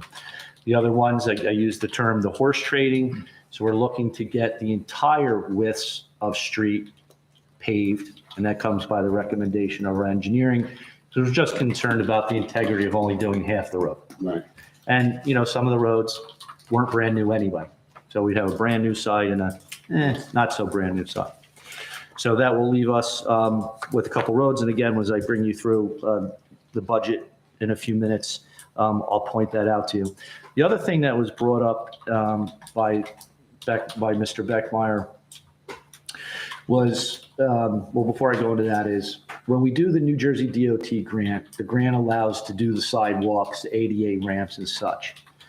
When we were doing the resurfacing of the other roads in the road program, we were not necessarily addressing the sidewalks or the intersection sidewalks.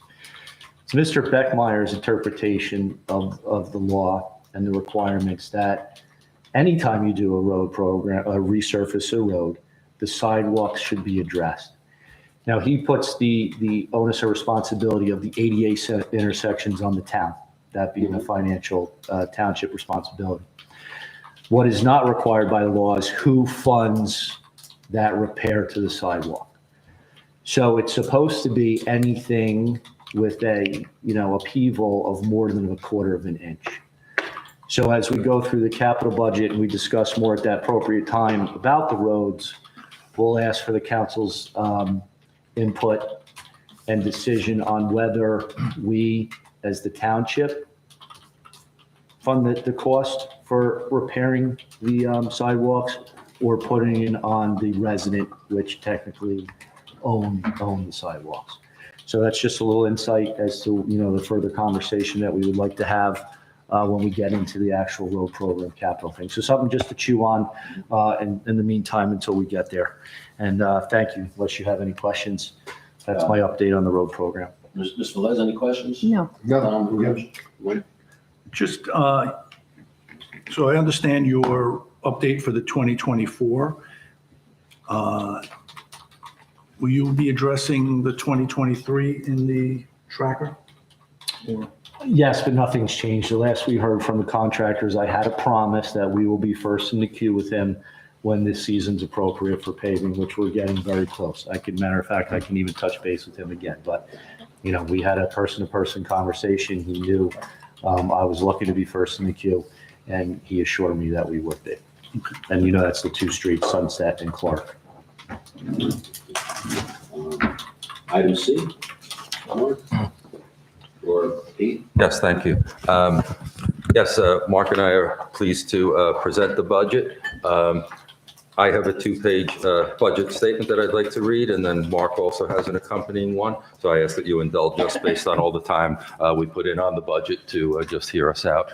Sure. And I ask Go right ahead. WCTV to post what I'm about to read for those at home who, that way if they prefer to read it as opposed to listen to it, it's just a copy of my letter. No problem. Thank you.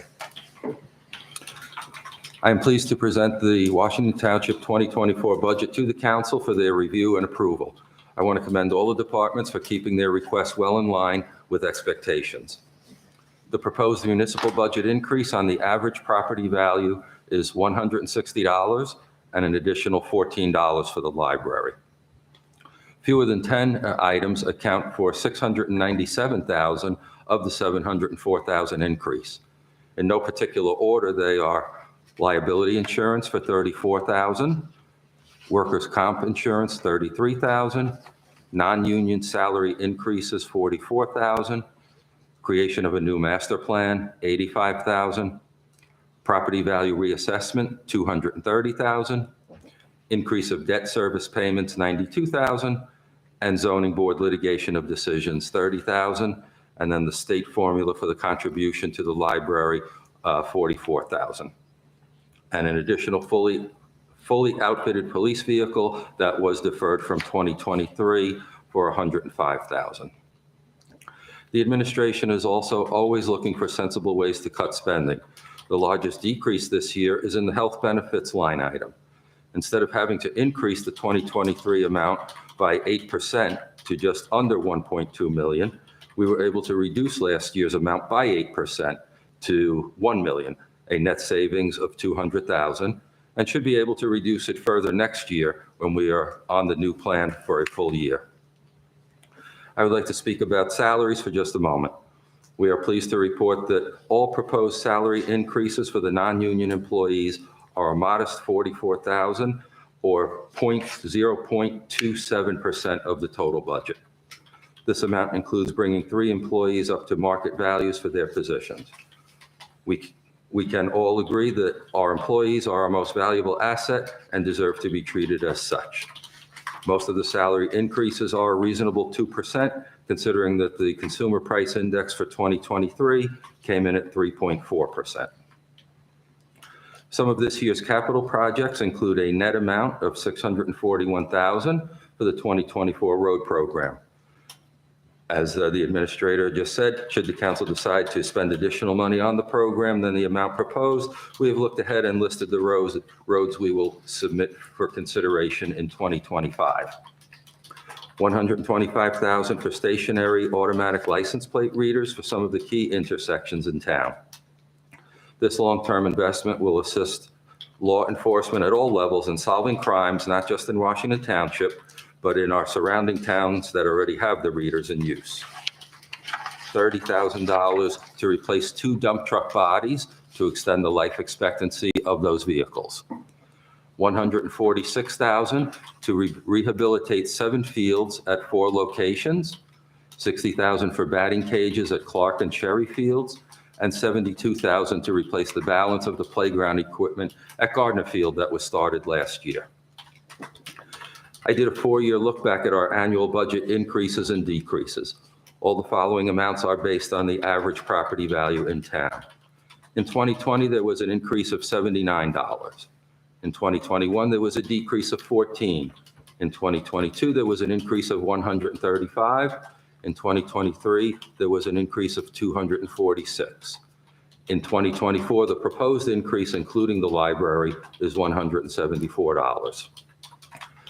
The average annual increase during those 4 years and the proposed 2024 budget is a very reasonable $124. Many of the increases during the later years are due to necessary spending the recently elected council members voted in favor of. Please examine your tax bill to see the different agencies that your tax dollars support and that the town collects on their behalf. I equate the town spending to managing a business or a household budget. Some years you must spend more on improvements that can no longer be postponed, and some years you might not have to spend as much. That is why looking at the increase or decrease of 1 year is not a true measure of how much money it takes to operate and make improvements to the town facilities. If at the end of the year, the budget has unspent money in it, after waiting a small time period, we can and do use that amount to offset future tax increases. Just like if you set money aside for a home project and are fortunate the project is completed for less than what you budgeted, you would use that money for something in the future. It is not lost or double taxed money.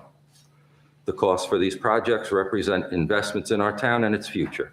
Continued and ongoing investments ensure that we meet and hopefully exceed the expectations of our residents and that our facilities and services continue to improve.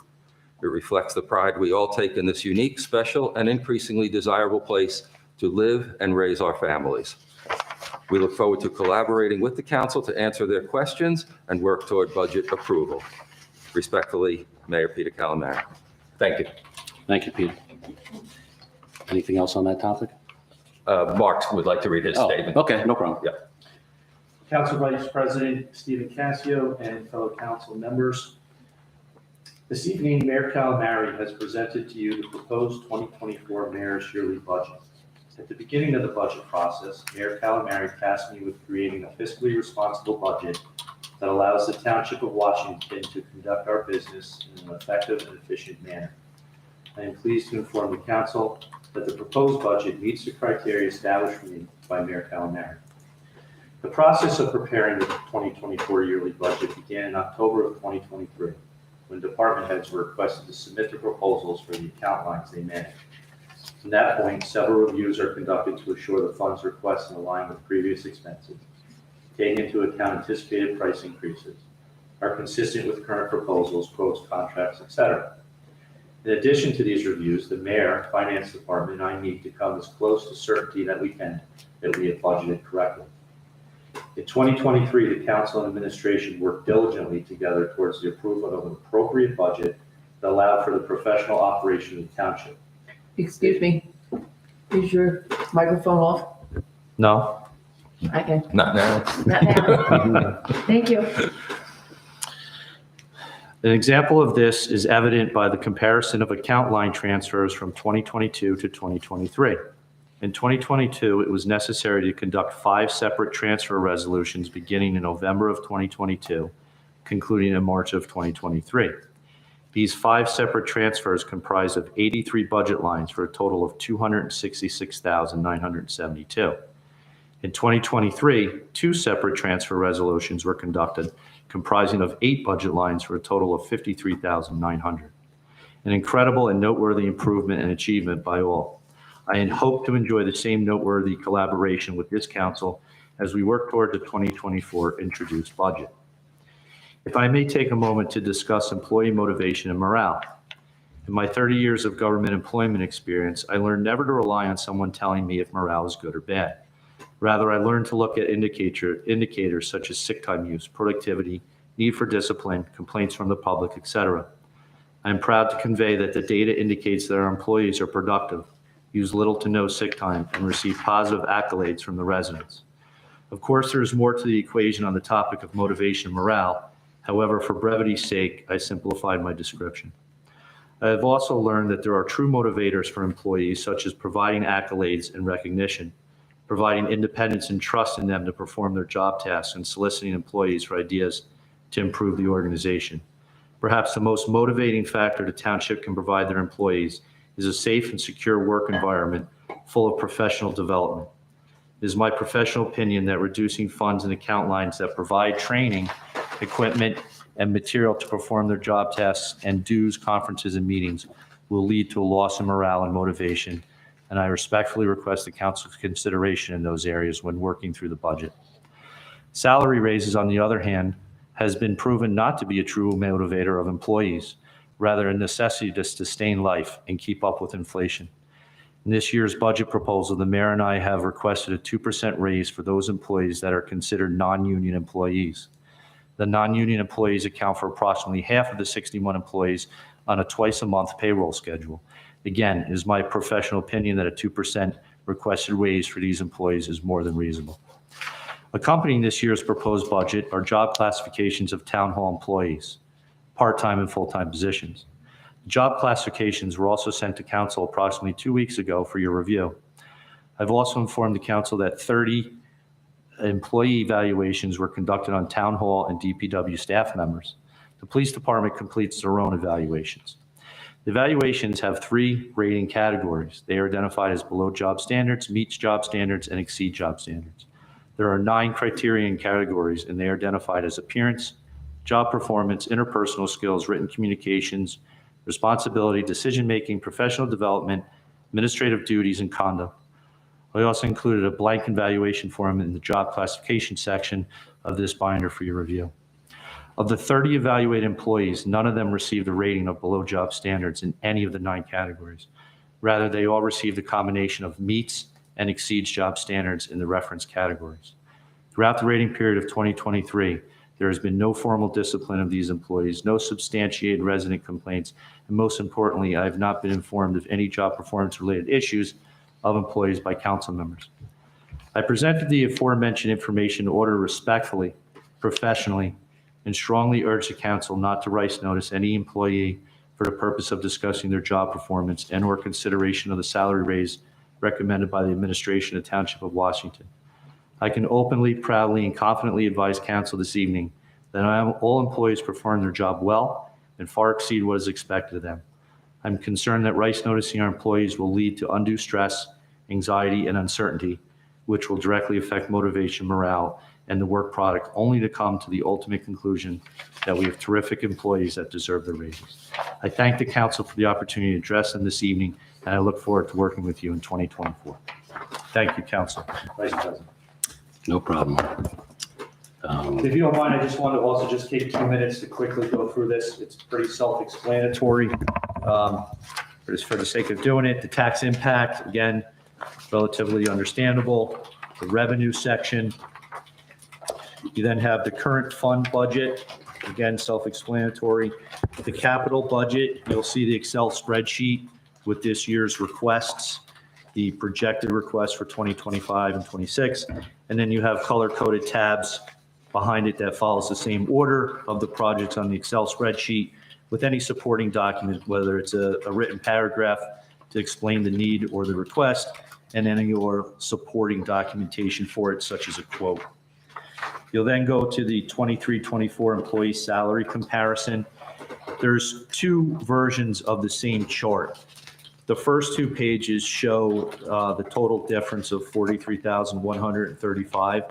That includes the 6 highlighted positions that are not the 2%, if that makes sense. So you can see the first one, we're asking for $1 raise per hour. It's a part-time employee. Okay. The second chart takes out those 6 individuals and only includes the employees that were asking for a 2% raise, which the 2% raise employees only account for an increase of $25,757. The next tab will then be the audit trail. The most significant thing to tell you about the reports is if you look up in the upper left-hand corner, it'll tell you when I printed it out. So for example, if you're going through, you'll see that we still have a balance in LoSAP because we haven't paid that out yet. So I printed this out February 5th. So some things may have changed. That was the audit trail. Okay, the next tab is a new tab. I think last year we may have given you the trust. We've given you all the account balances on all the lines. I'm sorry, all the fund lines, money lines that we have. So the first report, if you look up on the top left, it says account range G. G is for grant. There's a 2-page report for grant. Again, please take into account, this was printed out on February 20th. Some of these balances, not many, maybe 1 or 2 have changed because we paid something, paid a bill with it. And then the next is account range T. Those are our trust account lines. That is a 1-page report. And then the last report up in the left corner, account range C, those are our current capital lines that have balances. As you see, we had some brief discussions on all the count lines, with that first count line, as an example, ordinance number 1306 having a balance. So that gives you a complete and transparent insight as to the funds that are available. And again, as of the printed date of February 20th. And then the other new section of job classifications, again, just so you have it in writing. And then that last orange tab is just a incomplete evaluation form, just so you can once again see what the criteria was. And thank you for letting me take you through that. If you have any questions, I'm more than happy to answer them for you. Mike, any questions? Just the grant, trust, and capital, Yes. paid or charged year to date, would that be 23 or 24? It would be actually to the date that I printed it out. So it was, the grant report was printed out as of 2/20. I think they were all printed out as of 2/20. All of them were printed out as of 2/20. So those were up-to-date information as of February 20. Okay. Daisy, do you have any questions?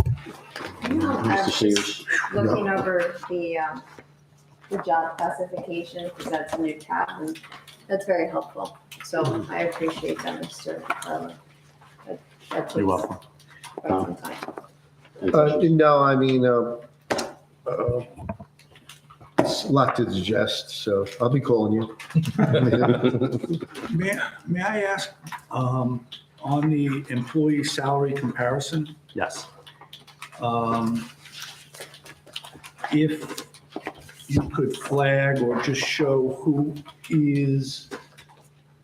qualifies for medical? So it would be anyone that is a 35-hour employee. So there should be 31 of them?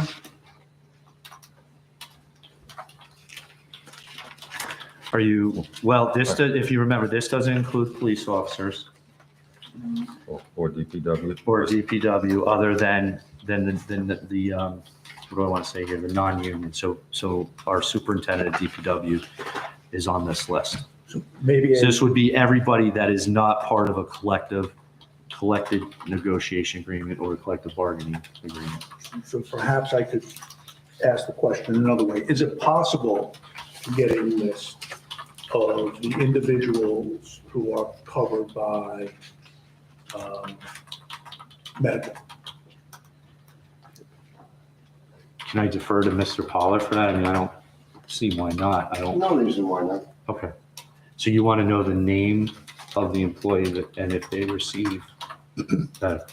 Yes, because when we had the presentation, and I could be wrong, I thought there were 31, at the time, 31 individuals who were covered under the difference card. So I'm just trying to I understand. think I always hate numbers, but I think it was 35, 30 direct 10 and 5 direct 15. We'll get you the information. Okay. Yeah. Anything else on this topic? No. You're good? Okay. Pete, you want to do recycling pick? Recycling, letter D. Mark, I think you want to take care of it. My apologies. No problem. When I spoke to Mr. Michael Portanese, the owner of, it's Gata, but one of his child companies is Getacan. So Getacan's actually the company name that the bid was awarded to. He had simply asked if we would consider, as a town, going to Friday recycling pickups as opposed to Wednesday. My immediate question is, would there be a financial benefit to the residents, to the town? And unfortunately, the answer was no. Essentially, the motivation would be shorter. I guess a lot of towns follow suit with Wednesdays, and Friday is not a very busy day at the recycling center where Wednesday is. So in all transparency, there would be no financial benefit to the township in going to, but we certainly told them we would bring that question to the council to see if the council was interested. If you were interested in it, we wouldn't be looking to implement that until most likely the new year. I mean, we've put out the calendar. The residents are well-informed, well-trained, or, for lack of a better term, that it's Wednesdays. I'm one of them in my town. I know what day it is. So again, Just- maybe not it's just a necessarily date something you change. want to, decide tonight, but, something to bring forward to you as a consideration. I have a question regarding that. If there were inclement weather, because that's happened from Wednesday, it'll get moved to Thursday. But if it's Friday and there's inclement weather, now does everybody have their recyclables Saturday out and till Sunday. Monday? So we had a meeting today with everybody, and that was the only question we didn't have an immediate answer for. So I'm gonna have to get back to that as to, we'd have to see what Boldo was doing, the previous hauler. But that question did come up today, and we also came up with, if a holiday is on a Wednesday, there's not too many, maybe 4th of July might be the only one. So that's the only thing that's up in the air right now. I will give you an And answer. that would be a problem. On the weekend, you plowing, that stuff would be all over. Right, yeah. So I'll get an answer for council, and I'll let you guys know. The only issue I see with it, going to Friday, and not just thinking it's selfishly, a lot of people go away for the weekend. Yeah. So you leave your cans out. Yes. They're not coming back until Sunday night, Monday. That might be an issue. Yeah. So let's Yeah. talk about it. And I think, if we can solve some of those issues, I don't see why we can't do it. If we can Okay. help, Thank you. Provide her out. Okay. And, Mark, I guess you can do the project tracker. Yes. Okay. Let's see, where do we want to go? I'm looking at the sheet that starts with the difference card. You guys know where we are with that. Thank you. The resolution was passed. We also have a signed agreement, signed MOU with the police department. We're looking to complete one with the DPW. Once that is completed, we'll be sending it down to the state health benefits plan for, ultimate moving forward with an effective date, hopefully of May 1st. The EPA, yeah, go ahead. When we initially saw the presentation, was it for 3/31? It was for 3/1, but, all the red tape kind of associated with getting this done, we had to move the effective date to May 1st. It takes 60 days to implement it. EPA audit has been completed. The Garden State Parkway intersection at Washington Ave. The mayor filled you in on where we are with that. Memorial Field, that drainage project is underway. If you've driven by there, you could tell. MS4 stormwater mapping is hopefully going to be completed by the middle of March. That's really good. We have to get that down to DEP. Northgate Homeowners Association, I drove by. They are actively working on it today.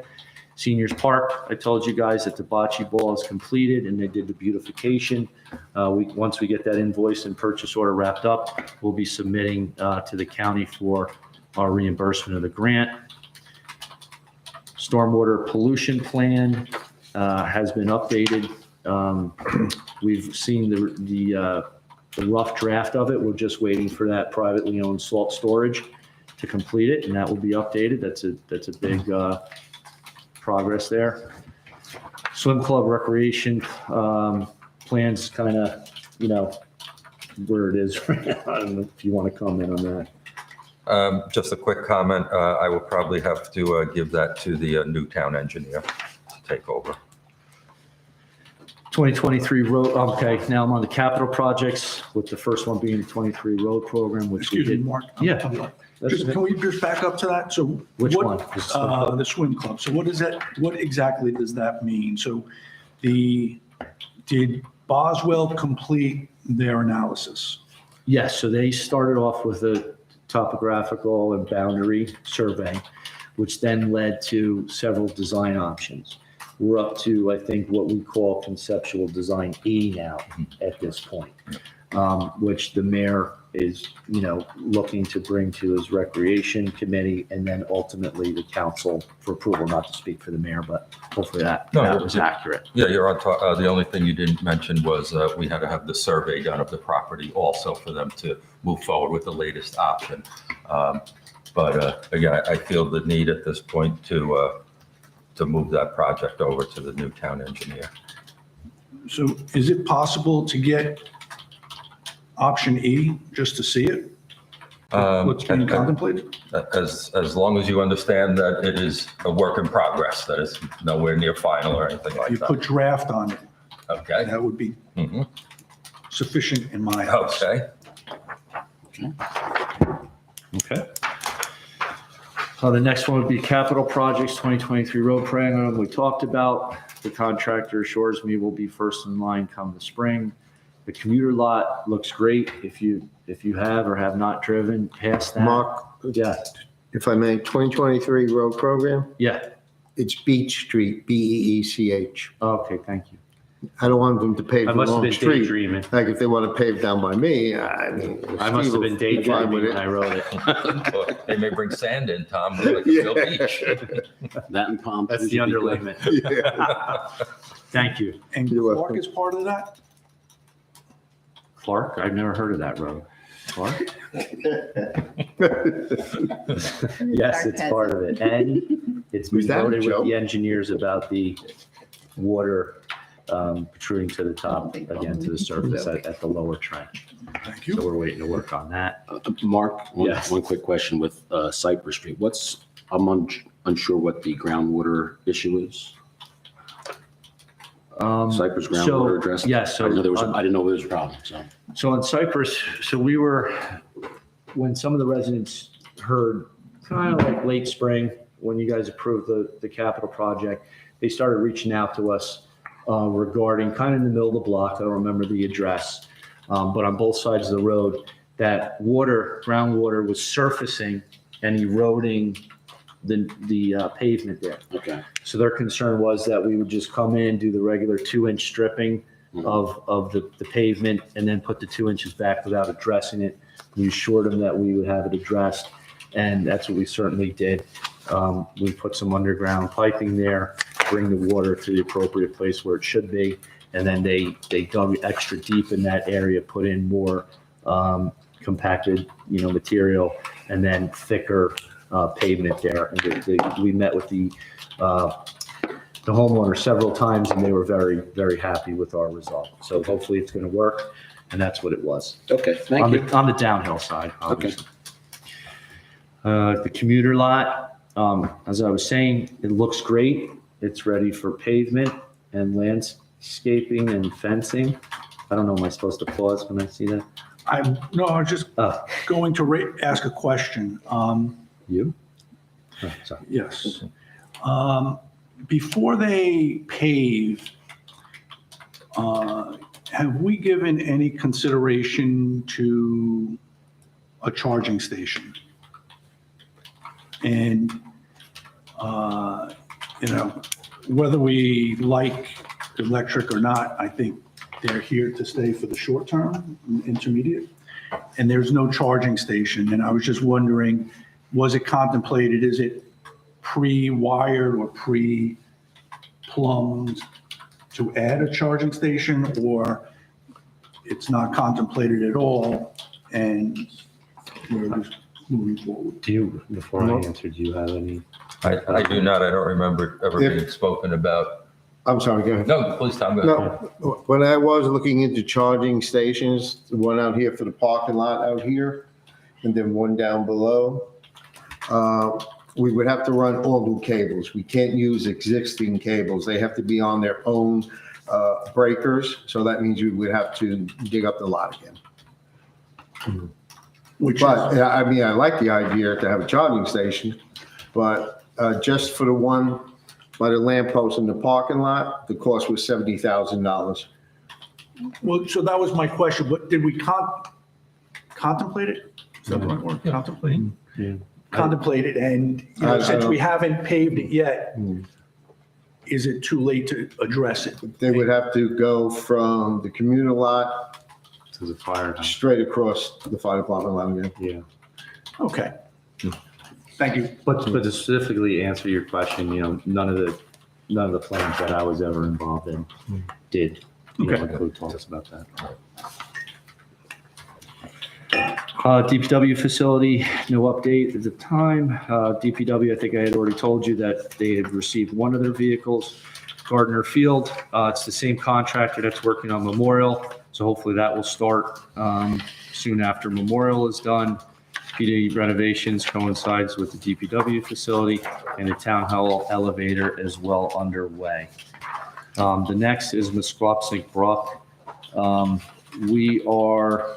We have some good progress with this. So the engineering design is completed. The next step is to wait and receive a cost estimate from Boswell Engineering, which they're working on. Hopefully we'll have within the next couple of weeks. And the next set of pages you have are the list of obstructions, we'll call them, in the Musquoxing Brook that were identified by the drone report that Boswell Engineering did. So you have shoals, and then you have fallen trees.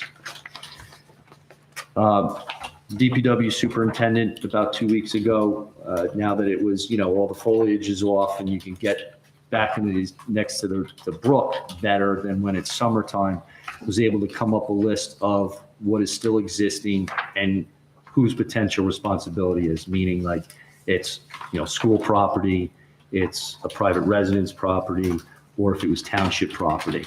So the update on these sheets, they were able to remove some trees that they're capable of. Some are large trees that even though they're on township property, we haven't been able to remove.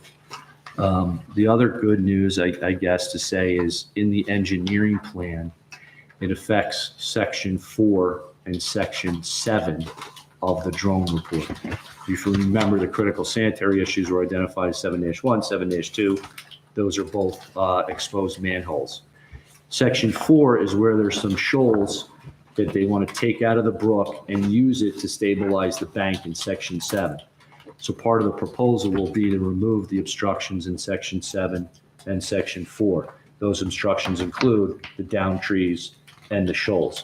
So it will, in alleviating one problem of a shoal, we're going to then use that to fortify the bank. And then the trees will come out as well. So we're going to, in stabilizing that bank, we're addressing multiple issues that span multiple zones or sections within the brook. And council, that completes my project tracker update. Thank you, Mark. Appreciate it. You're welcome. On to 2, council ordinance legislation. Pete, you put on summer rec fees. You want to address that? Yes, thank you again. I believe in your packet, you should have received the budget for the summer rec program. Kind of self-explanatory, but if you want me to go through it, I'm happy to. However, this goes back to previous meetings where we said we would be asking for, since now the ordinance is worded at maximum fee, that we would ask for 500. But as you can see on this, this year's requested base rate will be $475 per participant. Okay, any questions or comments? Just a comment regarding, I don't know if you saw, we received an email just this afternoon regarding the summer fun program. And I'm pretty sure, I don't know if you saw it, but the question was, does township residents get first dibs? So I'm pretty sure we do, just like all our other programs. I would assume so, I don't but I'm know. not sure. So if Okay you to can- discuss? Yeah, please, let's discuss. So when I received that, I was a little unsure myself, because like you said, we have multiple programs. But I was reminded by our summer camp director that we do not give township residents preference, but that there was also never a need for it. He said that we did it once, and he said in his opinion, it did not fare well. But he said we've never had a problem with getting the township residents in. So we haven't done it. It's his recommendation not to do it because he didn't feel it was beneficial and it wasn't needed. And to piggyback off that, if you see in this budget now, the maximum number of participants is up to 600 because the program is so successful. So again, that's the max number. So we feel that that's comfortable to accommodate both in-town and out-of-town participants. Do you know off the top of your head what the number was roughly last year for the number of participants? It was Like, did we- 500. It was. No, I believe she means how many out-of-town participants. Oh, no, I mean, In how total, I many in think. total? Like, did we come close to hitting our max? We did. I think we hit the max, and that's why it's going up again. The coordinator of the program is comfortable that he can get enough people, counselors, to support this number. And we checked with Bethany where we hold it, and they are comfortable also at this new level. Okay, because, just speaking out loud, thinking out loud, I would hate for our residents to be, even though we extended it to 600, Mhm. for our residents to be waitlisted. Locked out. So, That, like Mark said, that hasn't happened in years now. We've had enough to accommodate both in town and out of town. And again, with increasing it to 600, we believe that's comfortable. okay, And just to add some more clarifying information, he stated that registration last year opened on April 3rd, and we hit 500 on May 5th. Reopened on May 19th, and 50 more signed up. 5 weeks, an additional 50, and township residents did not miss out. So, and he also said that registration generally stays open for 6 to 7 weeks. well, if we can, I just ask if we could keep a close eye on that, because I would not like to see one of our own children be left out. Absolutely. Thank you. Yeah.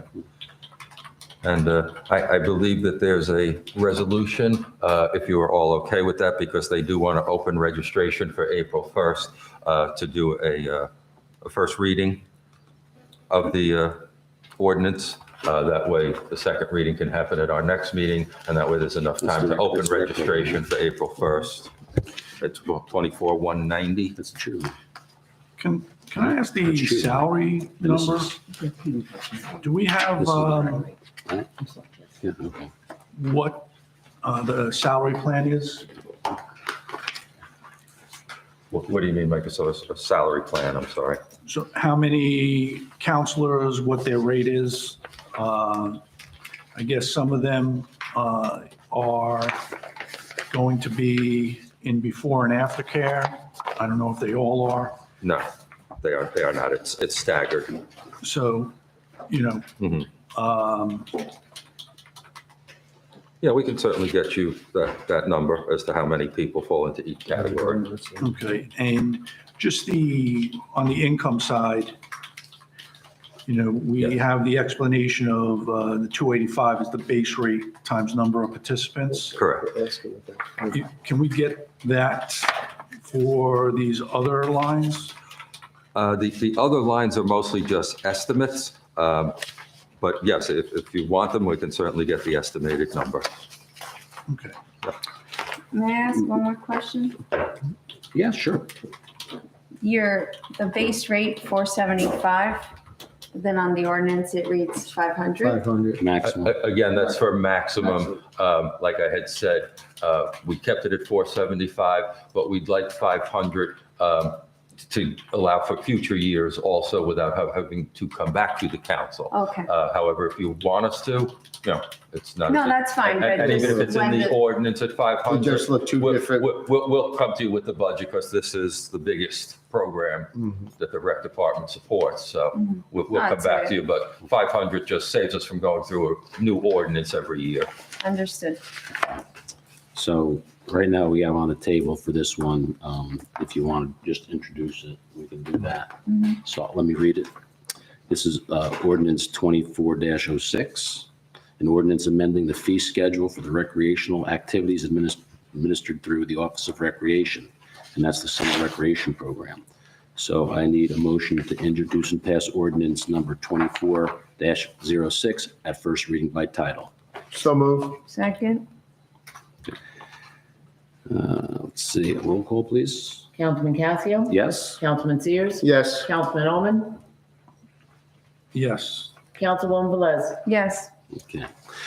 Resolution 24-190, authorizing publication of ordinance number 24-06 and scheduling public hearing. Any motion? So move. Second? Roll call, please. Councilman Casio? Yes. Councilman Sears? Yes. Councilman Oman? Yes. Councilwoman Velez? Yes. Thank you. The next one, intro to cheer. Peter? Yes, kind of the same thing on a much smaller scale, though. In reviewing the fees for the intro to cheerleading program for this year, we saw that it's at $50 right now. The anticipated increase for this year, last year it was at $50. This year, the anticipated increase needs to go to $55. Again, we're asking for $60 since this is a max, just to not have to come back to the council every year should it need another $5 increase in another year or two. Any questions? Is this self-funded? All these programs are self-funded, yes. Only one that is not is the teen program at Westwood. Daisy, any questions? No, sir. No? Michael? You're good? Okay, so I think we should go along with this one as well. So ordinance number 24-05, an ordinance amending the fee schedule for recreational activities administered through the Office of Recreation, intro to cheerleading. Motion to introduce and pass ordinance number 2405 at first reading by title. So move. Second. Roll, please. Councilman Casio. Yes? Councilman Sears. Yes. Councilman Omen. Yes. Councilwoman Velez. Yes. Resolution number 24-189, authorizing publication of ordinance number 24-05 and scheduling a public hearing. Need a motion? So move. I'll second it. Roll call, please. Councilman Casio. Yes? Councilman Sears. Yes. Councilman Omen. Yes. Councilwoman Velez. Yes. Thank you. Financials, we have nothing. Miscellaneous, this is budget meeting dates. Sue, you had a list for dates regarding the people can meet for this? Well, Tentative? yeah, I reached out to everybody and everybody was pretty much flexible to the point of saying we need dates, Okay. make themselves available. So right now, it looks like we have the following dates, and just let me know if you guys are amenable to it. Looks like we have our first date Monday, 3/11/24 at 7 PM. Any problem with that date? I'm sorry, say one more time. 3/11/24, Monday. next Monday. So it's basically next Monday, next Tuesday, which would be 3/12 at 7. Then the following Monday for a regular meeting, which is 3/18. We'll put that on the conference agenda, try and knock it off there. Then Wednesday of that week, which is 3/20 at 7. Then the following Monday, which is 3/25 at 7 o'clock. And then Tuesday, 3/26 at 7 PM. Any issues or concerns, questions? The Tuesdays are the only ones I'm unable to attend. Tuesdays are bad for you? Mhm. Okay. Is it a time issue or is it just you got other I'm unavailable. unavailable? Okay. Would you be okay if we go along and schedule them anyway without you or? I mean, ideally, I'd like to be around. What, you're going to do 7 o'clock, you said?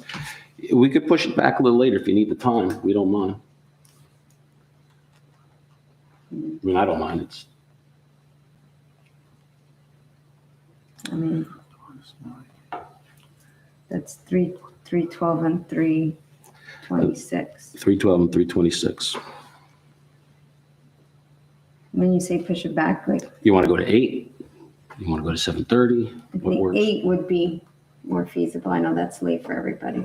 But I have insomnia. It doesn't matter to me. You do whatever you want. I'm good.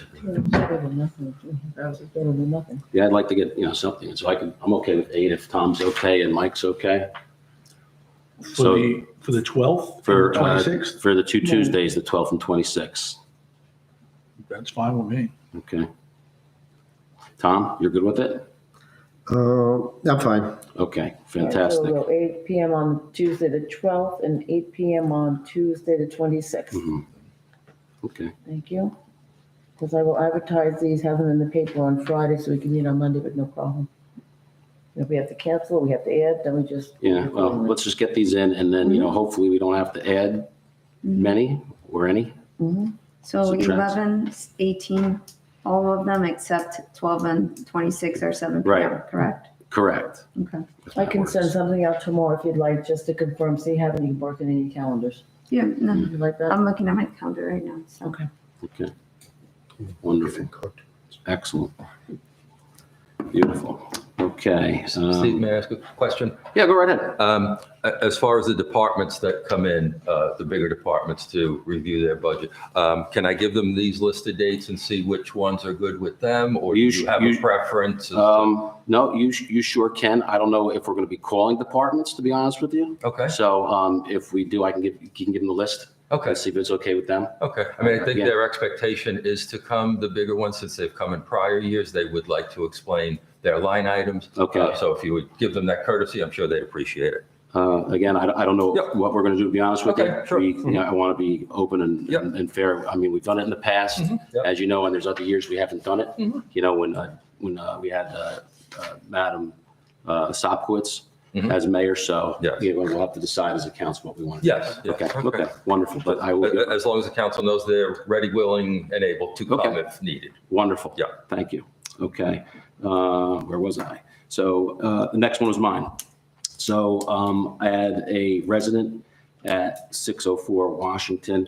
There are some sinkholes. I guess she had trees removed when the county went by and paved Ridgewood Road.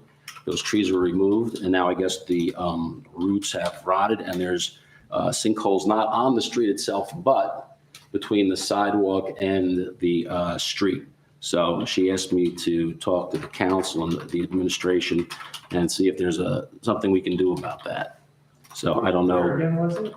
This is between, when you exit President Road, okay? Oh, it's on Ridgewood Road. It's on Ridgewood Road. Oh, we were Down told Washington. It says Washington Avenue. Oh, I had I looked DPW for my driving notes, I all couldn't over. find my notes. to see Couldn't find your the notes? difference, so that I'm was- sorry. That's why, I'm sorry, Ridgewood. Things Ridgewood, happen. you're correct. there we go. So- That's even another. I know you were looking for Yep. Yeah, the stuff in the the guys are street. telling us we can't find 604. Well, it's not there. Yeah, It's not okay, there. those things. So anyway, it's the area, if you go out President Road, you know that very well, All too well. right across Roses.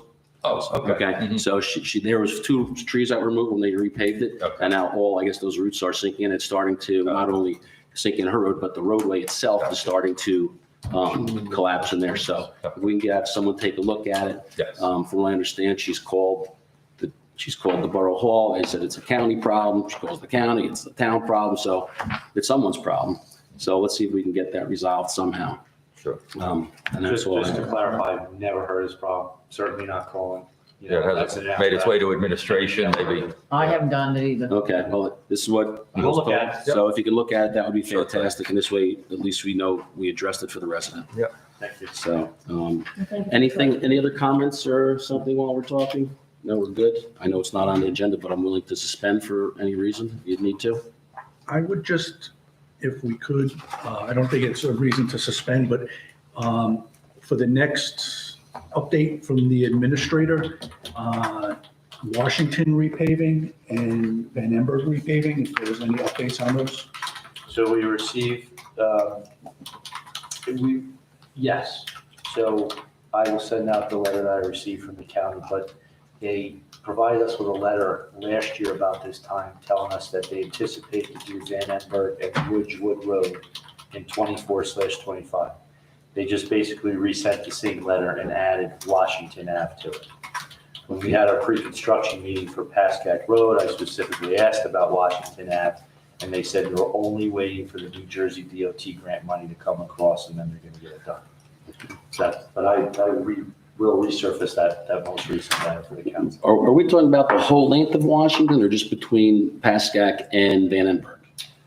I don't remember off the top of my head, but I want to say it was the whole length of, From Westwood to yeah, Hohokus? yeah, if you give me a quick. Sure. I can look at it.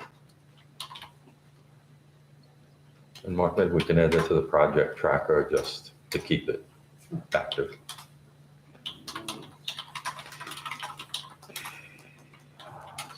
I mean, I think Washington is not so bad between Westwood and the intersection of Pascack Right on the and Washington. hill But the hill off of Jackson. going down is pretty, Yeah. it's pretty bad. Councilor Casio, so this is the email. Good morning, regarding my email sent on 3/15/23 on upcoming roads to be resurfaced in 24/25. County of Bergen also added Washington Ave from Pascack Road to the Ho-Hocus line. There you go. Yeah, that's Please what that's. attach letter. Okay, I'll just send a letter. okay, wonderful. Thank you, Mark. Appreciate it. Excellent. So it looks like we're done with current business. So I'd like to make a motion to close the current business and then move into closed session. So move. Second. Are we coming back? Well, motion to go into, that was to close current, so motion to go into closed. Okay, and then we'll talk about, we're not coming back? Okay, so resolution number 24-188, update on negotiations of 450 Pascack Road. So motion to enter into closed session.